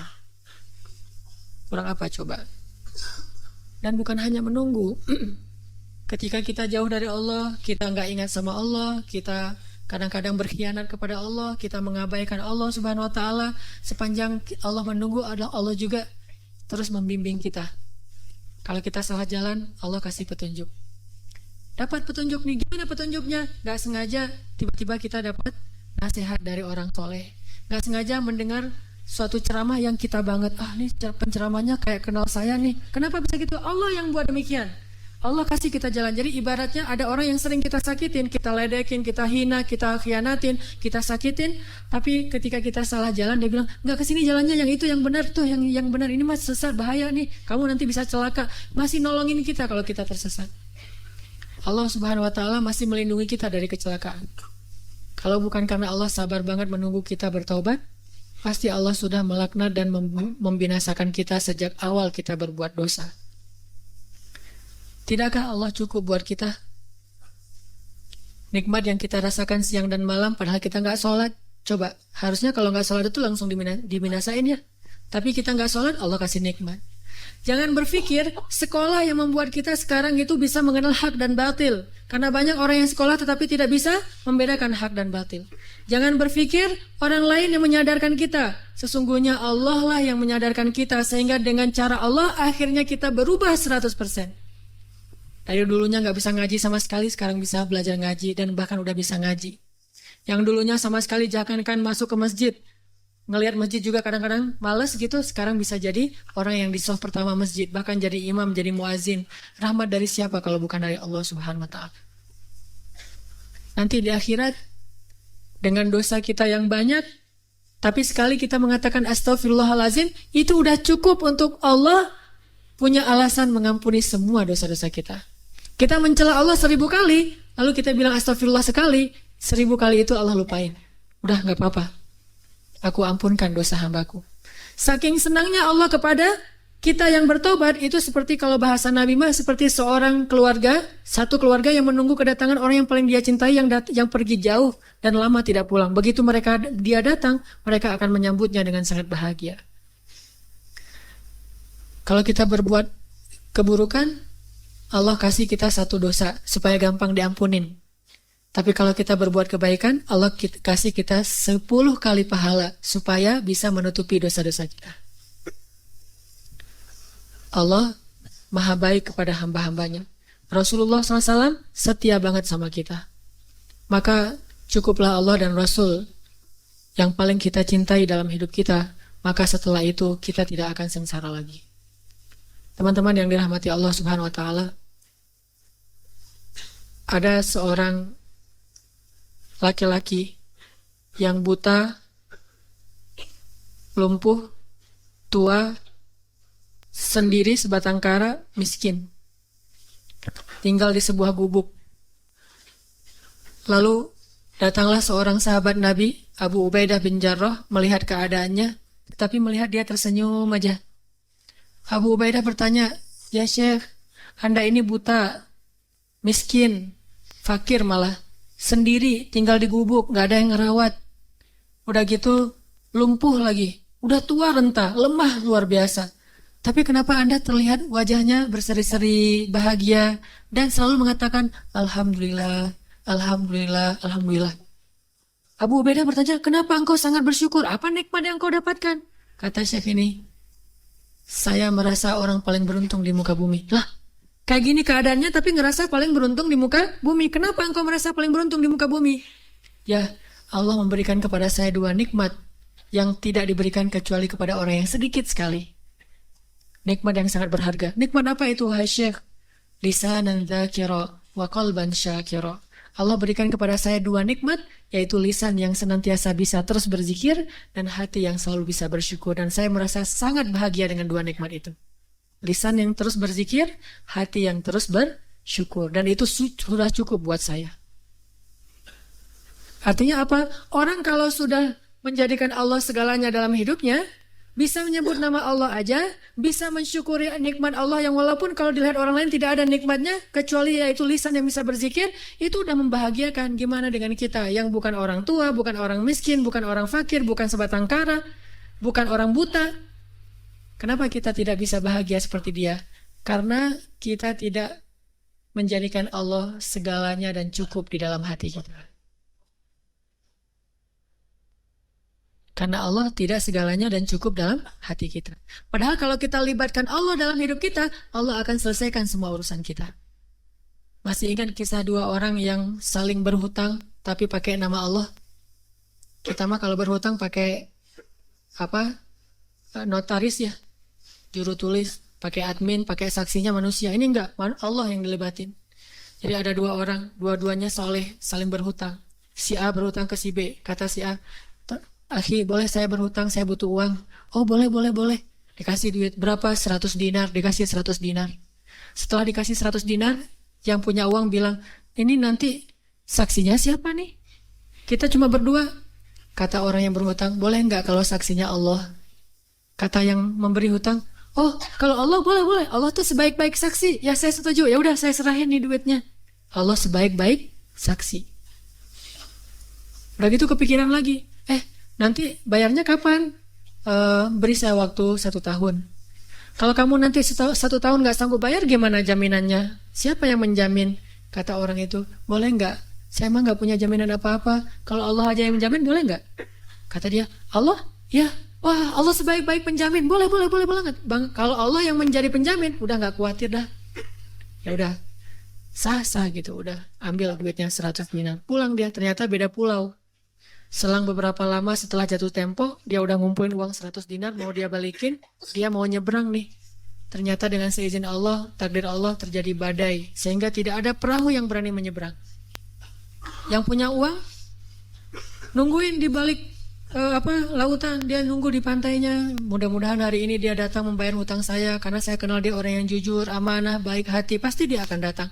Ditunggu, gak datang-datang. Ternyata dia gak bisa nyebrang. Tapi sebelum orang yang tadi mau nganterin duit itu pulang, karena dia sudah janji mau datang, dia paksain akhirnya uang itu dia taruh di dalam sebuah batang kayu, kemudian kayu itu dia hanyutkan ke dalam lautan sambil berkata, "Ya Allah, dulu ketika kami berhutang." Dia bertanya, "Siapa saksi?" Saya bilang, "Engkau lah saksi." Kata dia, "Engkau sebaik-baik saksi." Lalu dia bertanya, "Siapa yang menjamin?" Saya bilang, "Engkau lah penjamin." Kata dia, "Engkau sebaik-baik penjamin." "Ya Allah, saya sudah melibatkan Engkau dalam urusan kami." Dan dia juga ridho dengan hal itu. "Hari ini dengan takdirmu saya tidak bisa menyeberang. Mudah-mudahan dengan saya mengirimkan uang lewat sebatang kayu ini, Engkau menyampaikan kepada orang itu, karena Engkau sebaik-baik saksi dan sebaik-baik penjamin." Dihanyutkan, bismillah tawakkaltu 'ala Allah. Orang yang nunggu di seberang, karena udah sore akhirnya dia pulang. Sebelum dia pulang, dia lihat ada sebatang kayu yang terapung-apung. Dia ambil untuk jadi kayu bakar di rumahnya untuk menghangatkan tubuh. Pas dia belah di rumahnya, dia temukan bungkusan dan dia buka, ada uang 100 dinar. Ada surat di situ, "Akhi, maaf saya nggak bisa menyeberang. Soalnya terjadi badai yang luar biasa di sebelah sana. Tetapi saya coba titipkan ini kepada sebaik-baik saksi dan sebaik-baik penjamin Allah. Mudah-mudahan sampai kepadamu." Ketika dia baca itu, dia langsung bertakbir, "Allahu Akbar, hasbunallah wa ni'mal wakil." Mungkin kita nggak bisa kayak gitu dalam hutang piutang. Mau hutang piutang kayak gitu? Kita datang ke salah satu finance, "Pak, saya mau kredit motor." "Oh ya Mas, silakan kredit motor nih, ada beberapa produk nih dari kita nih yang setahun, 2 tahun, 3 tahun. "Oh boleh, saya mah 3 tahun aja biar gampang gitu." "Oh ya. Jaminannya apa? Ada BPKB atau apa gitu? Atau slip gaji atau apa?" "Boleh nggak Allah aja yang jadi jaminannya?" Ada yang mau kayak gitu? Kenapa nggak mau? Karena Allah tidak cukup buat kita. Mungkin cukup buat kita, tidak cukup buat orang yang berhutang. Kita mah udah baik-baik. Oh, Allah sebaik-baik saksi, Allah sebaik-baik penjamin. Wah, orang kayak gini bakal rugi. Kenapa? Semua transaksi dia tuh gagal karena dia berhadapan dengan orang yang tidak beriman. Tetapi kalau sama-sama beriman, masalahnya satu beriman, satu tidak. Memang nggak akan rugi, tetap Allah ganti. Cuman masalahnya kan agak-agak melas gitu ya. Gimana uang saya nggak balik-balik, ada aja alasan. Saya ketuk pintu rumahnya nggak dibukain, saya telepon nggak diangkat, saya SMS nggak di-read. Ini kalau kita berinteraksi dengan orang yang tidak menjadikan Allah sebagai hasbi Allah. Setidaknya kalau kita bertransaksi, ucapkan Bismillahirrahmanirrahim. Kita mau tidur, Bismillahirrahmanirrahim. Libatin Allah dalam semua aktivitas kita deh. Dan itu cukup sekali buat kita. Gak akan rugi. Satu-satunya nama yang kalau kita ucapkan itu gak rugi adalah nama Allah. Kita nyebutin nama ibu, kadang gak ngaruh. Tapi kalau kita nyebut nama Allah Subhanahu Wa Taala, itu luar biasa buat kita. Bahkan orang yang ahli maksiat pun kalau nyebut nama Allah, Allah selamatkan. Sedikit aja kita nyebut nama Allah, Allah udah langsung mengubah takdir untuk kita. Masih ingat kisah orang laki-laki di zaman Nabi Musa? Nabi Musa tanya kepada Allah, ya Allah, siapakah orang yang paling rendah nilainya di matamu di antara umatku? Kata Allah, itu laki-laki yang kalau sholat paling belakang. Cari sama Nabi Musa, oh itu yang masbuk permanen. Jadi istiqomah banget untuk masbuk. Asal sholat pasti masbuk. Dan masbuknya itu bukan masbuk rakaat kedua, masbuk salam. Pasti tahiyat terakhir aja dia datang tuh. Kalau sholat Jumat duduk paling belakang dekat teras atau di teras. Giliran selesai salam yang paling duluan bunyiin kendaraan. Yang pertama nyalain motor. Pulang duluan gitu. Itu tuh yang paling rendah nilainya di mataku di antara umatmu. Oh itu si kakek-kakek buta masbuk terus. Nabi Musa ngemandangin sebelah mata. Ini orang pasti ini munafik. Pasti ini nggak ada nilainya di apa. Pasti dia nggak akan masuk surga. Terus diperhatikan gak ada perubahan. Sampai suatu saat Nabi Musa ngepoin dia, mana dia kok gak datang? Ternyata pas ditanya, dia udah meninggal dunia. Makanya gak datang lagi. Udah gak istiqomah sekarang masbuknya. Karena udah meninggal. It's dead lah ya. Nabi Musa tanya ke Allah, ya Allah, gimana keadaan orang itu di akhirat? Apakah dia masuk surga atau neraka? Kata Allah, ya Musa, dia itu udah masuk surga. Nabi Musa kaget, hah? Gimana ceritanya ya Allah dia masuk surga? Bukannya dia gak punya amal sama sekali, sholatnya juga malas-malesan, datang ke masjid selalu telat. Kata Allah, ya Musa, tahukah kamu? Suatu hari sebelum dia meninggal, hari terakhir dia sholat dan masbuk, tetap masbuk. Hari terakhir dia sholat, masbuk. Pas dia pulang, dia dibantu oleh seorang pembantu yang bawa dia pulang. Di tengah jalan, dia bertanya kepada pembantunya, kita sekarang lagi di mana nih? Kalau dalam riwayat yang lain mengatakan dia kesasar, nggak ada pembantu, kesasar sampai ke tengah lapangan, tanah yang lapang, ketemu orang dia tanya, mas, saya ini lagi di mana nih? Orang buta. Orang itu mengatakan, bapak lagi ada di sebuah tanah yang luas, tanah yang lapang. Kata dia, enggak, rahmat Allah lebih lapang. Rahmat Allah lebih luas. Cuma itu doang kata-kata dia tuh. Wahai Musa, dia mengatakan rahmatku lebih luas. Dan memang rahmatku luas wahai Musa. Maka dengan itu aku ubah takdirnya. Sesungguhnya rahmatku mendahului takdir. Sesungguhnya rahmatku lebih besar daripada kemarahanku. Allah marah sama pembuat dosa. Tapi begitu pembuat dosa ngelirik ke langit dikit aja, Allah langsung perhatiin ada apa gitu. Allah udah langsung, kalau bahasa kita mah kayak kegeeran gitu. Padahal Allah itu maha mulia, gak perlu GR. Tapi Allah saking perhatiannya sama kita, begitu kita ngeliat ke langit sedikit, wahai hambaku pengen berdoa, pas kita bilang astagfirullahaladzim, langsung dihapuskan dosa-dosa kita. Sesungguhnya rahmat Allah, kasih sayang Allah lebih luas daripada kemarahannya. Itulah kenapa kita harus menjadikan Allah segalanya dalam hati kita. Hasbi Allah wa ni'mal wakil. Mudah-mudahan ini bisa menyemangati kita dalam hidup kita. Pokoknya kalau belum udah pakai helm, udah pakai jaket yang tebal, udah pakai sepatu yang benar-benar udah kayak orang naik Harley gitu ya. Padahal naiknya bebek gitu, tapi udah kayak orang naik Harley. Udah lengkap tuh pakaiannya. Jangan pernah merasa aman sebelum mengatakan Bismillahirrahmanirrahim. Udah ikhtiar ini, ikhtiar itu. Jangan pernah merasa cukup sebelum mengatakan tawakkaltu 'alallah. Pokoknya kalau belum ngelibatin Allah, belum selesai. Kalau udah ngelibatin Allah, yang lain belum selesai, insya Allah Allah selesaikan, Allah cukupkan, Allah berikan jalan keluar untuk kita. Wa may yattaqillaha yaj'al lahu makhraja. Itulah modal hidup kita. Mudah-mudahan itu bisa menjadi obat hati kita. Mudah-mudahan juga menjadi solusi dalam masalah-masalah kita. Marilah kita tutup dengan sama-sama berdoa. Semoga Allah memberi kita hidayah dan menyayangi kita sebagaimana Allah menyayangi para anbiya dan orang-orang soleh.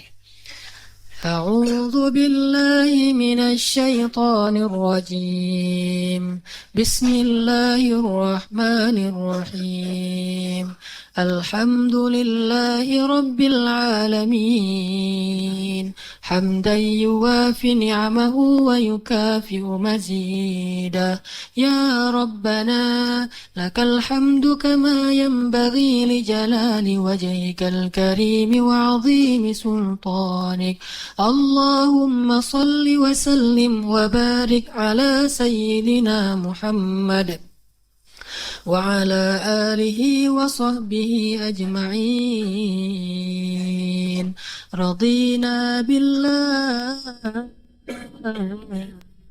ربا رضينا بالله ربا رضينا بالله ربا وبالإسلام دينا وبمحمد نبيا ورسولا.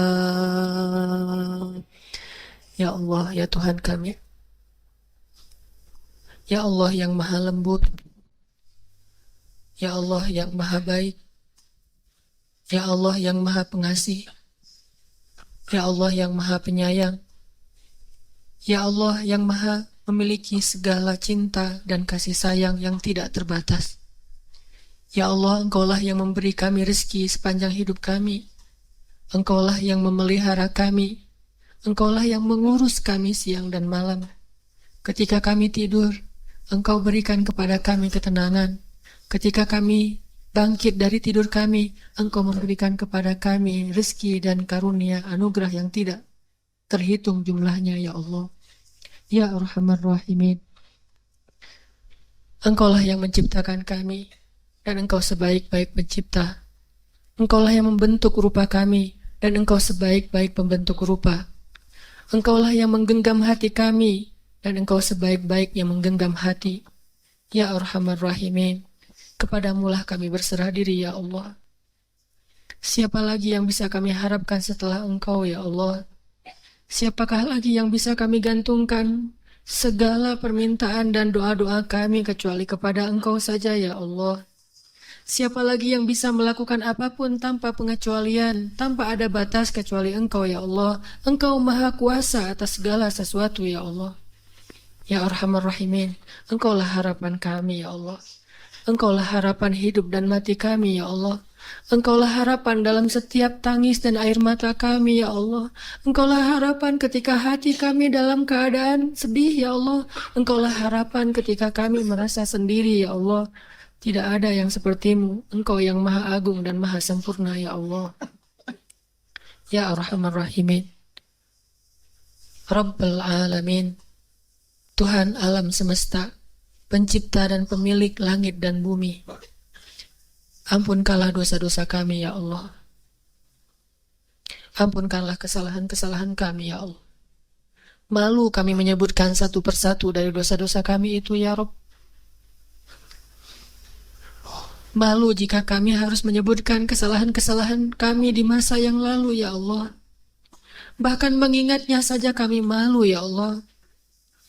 Betapa hinanya diri kami jika kami melihat dosa-dosa yang kami lakukan selama ini, ya Allah.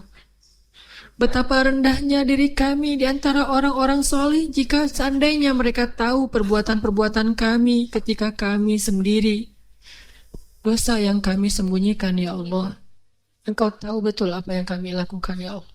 Ampunkanlah kesalahan kami, ya Allah. Mungkin dulu kami pernah berzina, ya Allah.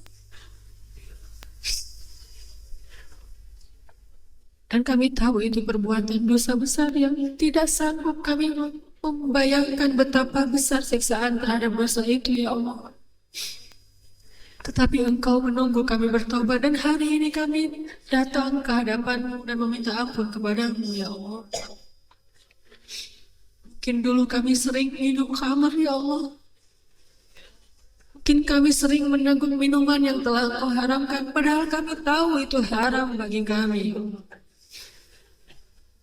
Dan yang lebih pasti lagi, kami sering meninggalkan sholat. Kami tidur di waktu subuh. Kami baru bangun ketika matahari sudah panas. Dan kami tidak merasa berdosa akan kesalahan-kesalahan itu, ya Allah. Kami mendengar nama-Mu dikumandangkan di dalam azan-azan di menara-menara masjid. Allahu Akbar, asyhadu an la ilaha illallah. Kami mendengar Engkau memanggil kami datang ke rumah-Mu, tetapi kami mengabaikan panggilan. Kami meneruskan pekerjaan, kami meneruskan permainan, kami meneruskan aktivitas dan perbuatan-perbuatan sia-sia kami. Kami mengabaikan panggilan-Mu, ya Allah. Tetapi ketika kami punya masalah, kami berharap Engkau mendengar permintaan kami, ya Allah. Ketika Engkau memanggil kami menutup telinga kami. Tetapi ketika kami memanggil Engkau, kami ingin Engkau segera mengabulkan doa-doa kami. Betapa egoisnya hamba-Mu ini, ya Allah. Ampunkanlah dosa-dosa kami, ya Allah. Sungguh rugi kami menjadi hamba jika Engkau tidak mengampuni dosa-dosa kami. Jika Engkau tidak memaafkan kesalahan kami, betapa rugi ibu yang telah mengandung dan melahirkan anak seperti kami, ya Allah. Jangan biarkan setiap tetes keringat ayah kami sia-sia karena dosa-dosa yang belum Engkau ampunkan untuk kami, ya Allah. Jangan biarkan setiap tetes susu ibu kami sia-sia karena kami tumbuh menjadi anak-anak yang durhaka dan tidak diampuni dosa-dosanya, ya Allah. Ampunkanlah dosa-dosa kami, ya Allah. Sungguh kami masih merasakan dampak dari dosa itu di dalam hati kami sekarang ini, ya Allah. Kami tahu hanya dosalah yang membuat hati kami menjadi keras. Dosalah yang membuat kami tidak khusyuk di dalam sholat. Dosalah yang membuat kami tidak menangis ketika membaca ayat-ayat-Mu. Dan sampai hari ini kami masih merasakan kerasnya ketika salah, ya Allah. Kami tahu Umar bisa menangis ketika membaca ayat-ayat-Mu, tetapi kami belum bisa menangis sepertinya, ya Allah. Pasti karena dosa yang belum Engkau ampuni, ya Allah. Kenapa, ya Allah? Apakah kami masih banyak kesalahan dalam beramal sehingga tidak layak diampuni? Maafkanlah amal-amal kami yang kurang itu, ya Allah. Banyak orang yang bisa sholat malam dan khusyuk di dalam sholatnya. Tidak mungkin kami tidak mampu bangun malam hari padahal kami sehat, kecuali dihalangi oleh dosa-dosa kami sendiri, ya Allah. Ampunkanlah dosa-dosa kami, ya Allah. Kami sadar sampai hari ini masih banyak dosa dan buktinya kami belum bisa maksimal dalam mengingat-Mu, ya Allah. Hati kami belum wajilat ketika mendengar nama-Mu, ya Allah. Pasti itu penyebabnya adalah dosa, ya Allah. Kami sadar dan yakin masih banyak dosa karena hati kami masih senantiasa dalam keadaan sedih, khawatir, dan tidak pernah bisa bersyukur, ya Allah. Kami sering mengeluh, kami merasa tidak bahagia, kami merasa selalu ada kurang dalam hidup kami. Kenapa? Karena kami banyak dosa, ya Allah. Yang menjadikan hati seseorang tidak bahagia hanyalah dosa, dan kami masih merasakan itu, ya Allah. Pasti masih ada dosa yang belum Kau ampuni. Apakah karena ada orang yang masih sakit hati kepada kami, ya Allah? Ajarkan kami bagaimana meminta maaf kepada orang itu, ya Allah. Ampunkan dosa-dosa kami, ya Allah. Ya Arhamar Rahimin. Sebagai seorang suami, pasti kami sering membuat istri kami menangis karena kezaliman kami, ya Allah. Apa yang harus kami lakukan agar istri kami bahagia, ya Allah? Ajarkan kami dan jangan biarkan kami terus-menerus setiap hari menambah dosa karena zalim kepada pasangan kami, ya Allah. Sebagai anak, kami yakin orang tua kami sering menangis karena kami, ya Allah. Kami yakin ibu kami diam-diam menangis di dalam sholatnya dan tidak berani menampakkan wajahnya ketika sedang menangis di hadapan kami karena dia takut kami akan marah kepada mereka, ya Allah. Betapa sering ibu kami ingin menasihati kami karena kami bersalah, tetapi dia takut kami membentaknya sehingga dia diam saja lalu dia menangis. Maafkanlah kesalahan kami, ya Allah. Sering kami membanding-bandingkan ibu kami dengan ibu orang yang lain. Sering kami menganggap ibu kami tidak berjasa dalam hidup kami sehingga kami tidak berbakti kepadanya. Bukankah 9 bulan susah payah mereka mengandung kami itu jasa yang tidak pernah bisa kami balas, ya Allah. Betapa durhakanya kami mengatakan ibu kami tidak berjasa bagi kami, padahal 9 bulan dia mengandung kami dalam kepayahan. Setiap malam dia menjerit, setiap malam dia mengadu kepadamu betapa sulitnya mengandung. Bukankah itu jasa yang tidak pernah bisa kami balas, ya Allah? Tetapi kami senantiasa mengatakan kami tidak perlu berbakti karena ibu kami tidak pernah berbuat baik kepada kami. Karena kami tidak mau mendengar nasihat ayah kami karena merasa ayah kami tidak mendidik kami dengan baik. Bukankah diam-diam dia mengeluarkan keringat setiap hari untuk menafkahi kami, ya Allah? Dia merasa dia tidak cukup ilmu untuk mendidik kami, tetapi dia menggunakan semua tenaga, pikiran, dan waktunya untuk menafkahi kami agar kami belajar kepada orang yang lebih pantas daripada dirinya, ya Allah. Ayah kami sadar dia tidak punya banyak ilmu untuk mengajarkan kami agama. Untuk itulah dia menafkahi kami belajar kepada ulama, belajar ke sekolah-sekolah yang baik agar kami mendapatkan ilmu yang lebih pantas. Dia tidak mengajarkan kami sholat, tetapi dengan harta dan nafkahnya lah kami belajar sholat. Dia tidak mengajarkan kami tentang agama, tetapi dengan nafkahnya lah kami belajar agama, ya Allah. Maafkanlah dosa-dosa kami kepada orang tua kami. Kami lupa, ya Allah. Kami lupa kebaikan orang lain kepada kami. Kami hanya selalu mengingat kebaikan kami kepada orang lain. Kami lupa kebaikan pasangan kami kepada kami. Kami hanya ingat sedikit pengorbanan kami kepada mereka, sehingga kadang kami merasa lebih baik daripada mereka, ya Allah. Ya Arhamar Rahimin. Kami rindu kepada Rasulullah Sallallahu Alaihi Wasallam. Sampaikanlah salam rindu kami kepada Nabi Muhammad, ya Allah. Kami tidak pernah melihat Rasulullah selama kami hidup di dunia, ya Allah. Dan jangan sampai kami juga tidak bisa bertemu dan melihat Rasulullah nanti di akhirat, ya Allah. Para sahabat Nabi-Mu, mereka pernah bertemu dengan Rasulullah, duduk di sebelah Rasulullah, memeluk Rasulullah di dunia. Dan mereka juga akan dijanjikan bertemu lagi dengan beliau di akhirat.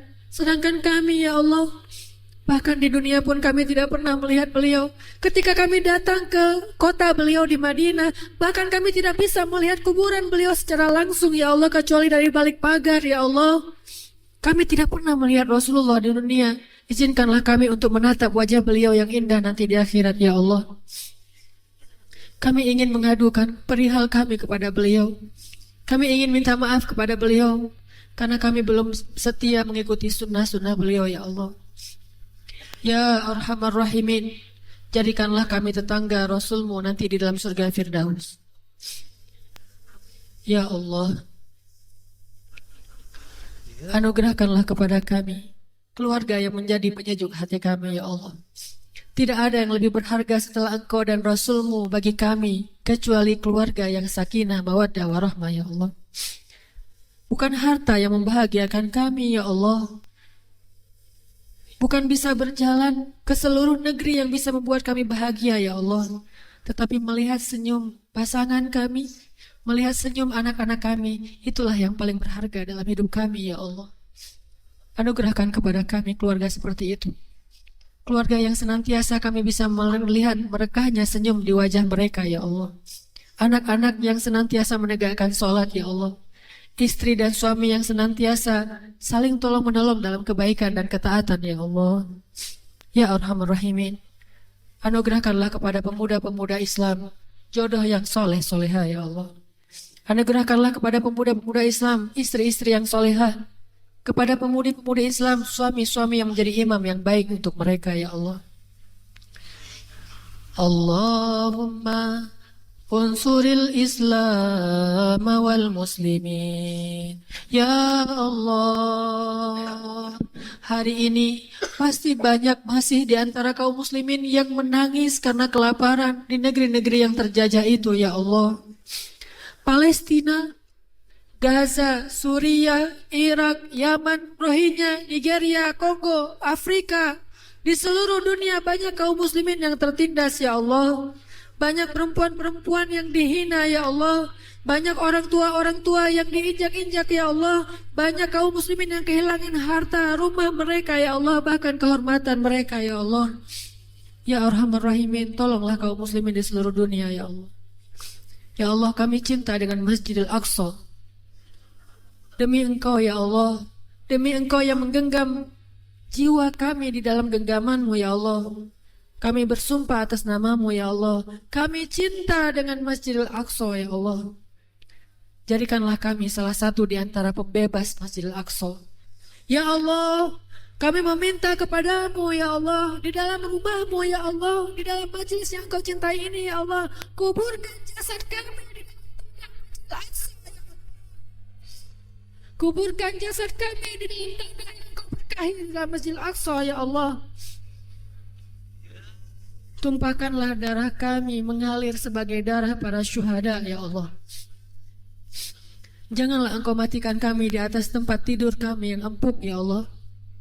Matikanlah kami di tangan musuh-musuh-Mu ya Allah. Matikanlah kami di tangan orang-orang yang kufur kepadamu ya Allah. Setelah kami berjuang dan Engkau ridho kepada kami ya Allah. Rabbana zalamna anfusana wa illam taghfir lana wa tarhamna lanakunanna minal khasirin. Rabbana atina fid dunya hasanah wa fil akhirati hasanah wa qina adzabannar.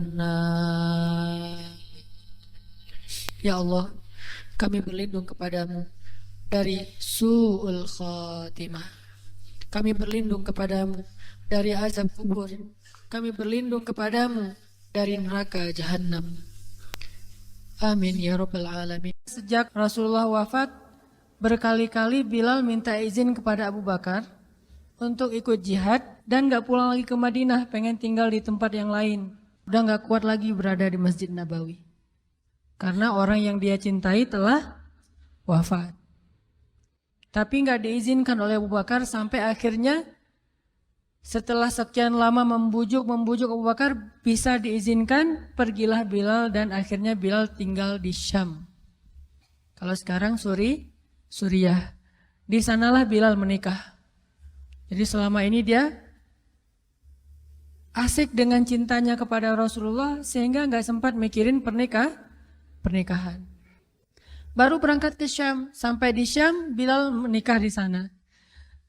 Menikah di sana, hidup di sana sampai setelah beberapa tahun berada di Syam, akhirnya bergantilah pemerintahan dari masa Abu Bakar ke masa Umar bin Khattab.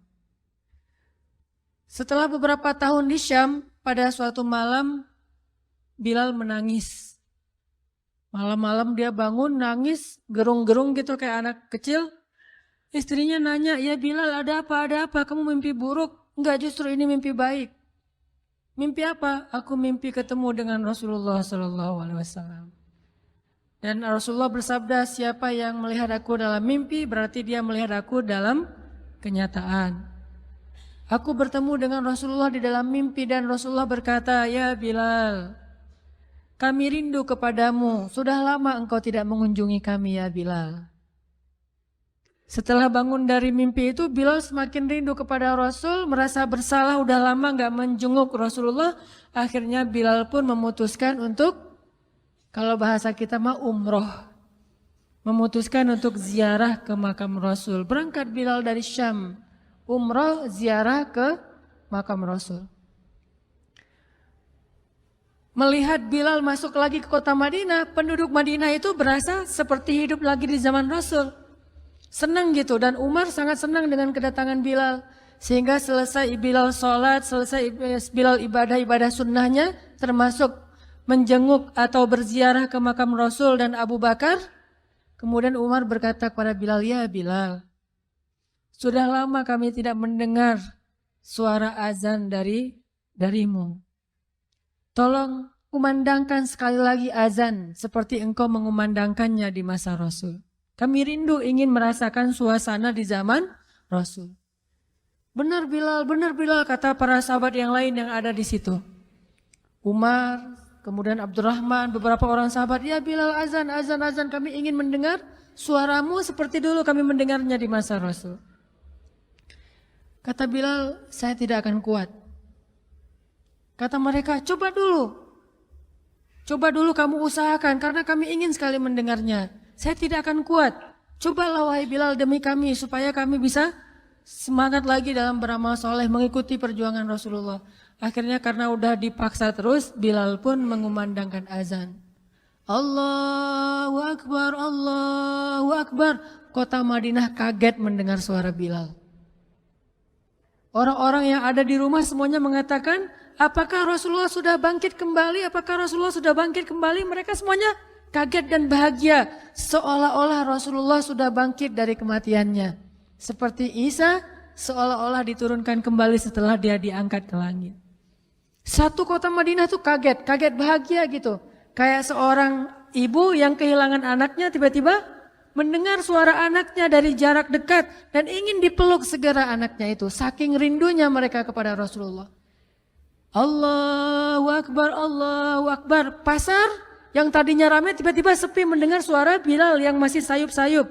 Asyhadu an la ilaha illallah. Semuanya berlari keluar dari tempat-tempat kerja mereka, dari pasarnya, dari rumahnya. Semuanya berlari ke masjid. Ingin memastikan apakah Rasulullah sudah dibangkitkan kembali. Bahagia semuanya. Apakah Rasulullah sudah dibangkitkan? Apakah Rasulullah sudah hidup lagi? Semuanya bertanya dengan pertanyaan yang sama. Asyhadu an la ilaha illallah. Semuanya semangat datang ke masjid. Ngumpul, ramai banget. Kemudian ketika Bilal mengatakan, Asyhadu anna Muhammadar Rasulullah. Asyhadu anna. Enggak sanggup lagi Bilal, berhenti di situ. Kemudian Bilal menangis dengan suara nangis yang luar biasa kerasnya. Lalu satu masjid menangis, lalu satu kota Madinah menangis. Sehingga para ulama mengatakan, tidak pernah kota Madinah menangis sedahsyat mereka menangis hari itu kecuali ketika Rasulullah wafat. Cuma 2 kali menangisnya kota Madinah paling dahsyat. 1 hari ketika Rasulullah wafat. 2 hari ketika Bilal kembali mengumandangkan azan dan mengucapkan asyhadu anna Muhammadar Rasulullah. Semuanya menangis. Semuanya merasa kehilangan Rasulullah. Semuanya merasa bahwa mereka ingin kembali di zaman ketika Rasulullah masih hidup. Lalu mereka bertanya setelah semuanya selesai menangis, ya Bilal, kenapa kamu tadi menangis? Kata Bilal, dulu biasanya kalau saya selesai mengumandangkan azan, saya akan datang ke hujrahnya Rasul. Hujrah Rasulullah itu kamarnya Rasul, rumah kecilnya Rasul. Selesai azan saya akan datang ke rumahnya Rasulullah dan memanggil, ya Rasulullah, as-salah, as-salah. Rasulullah nggak keluar sampai mendengar suara Bilal memanggil beliau secara khusus. Udah selesai azan, Bilal manggil Rasul, ya Rasulullah, as-salah, as-salah. Baru Rasulullah keluar dengan wajah berseri-seri. Sekarang bagaimana saya akan memanggil Rasulullah sedangkan Rasulullah sudah bersama kekasihnya yaitu Allah Subhanahu wa Ta'ala. Menangis lagi satu masjid, satu kota Madinah. Pokoknya hari itu adalah hari berkabung sekota Madinah. Hari menangisnya kota Madinah, saking rindunya mereka kepada Rasulullah. Bagaimana dengan kita ketika mendengar suara azan dan muazin mengucapkan nama Rasulullah Sallallahu Alaihi Wasallam? Di situ kelihatan apakah kita mencintai Rasulullah lebih dari apapun juga setelah Allah Subhanahu Wa Taala. Kalau tidak, fatarabbasu, hati-hati.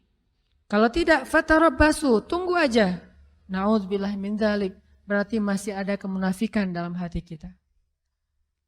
Bagaimana kita, apakah hati kita merasa gemetar, bergetar ketika kita mendengar suara seseorang mengatakan Muhammad sallallahu alaihi wasallam, Rasulullah sallallahu alaihi wasallam. Apakah hati kita bergetar seperti bergetarnya hati seorang kekasih ketika mendengar suara kekasihnya, nama kekasihnya disebutkan?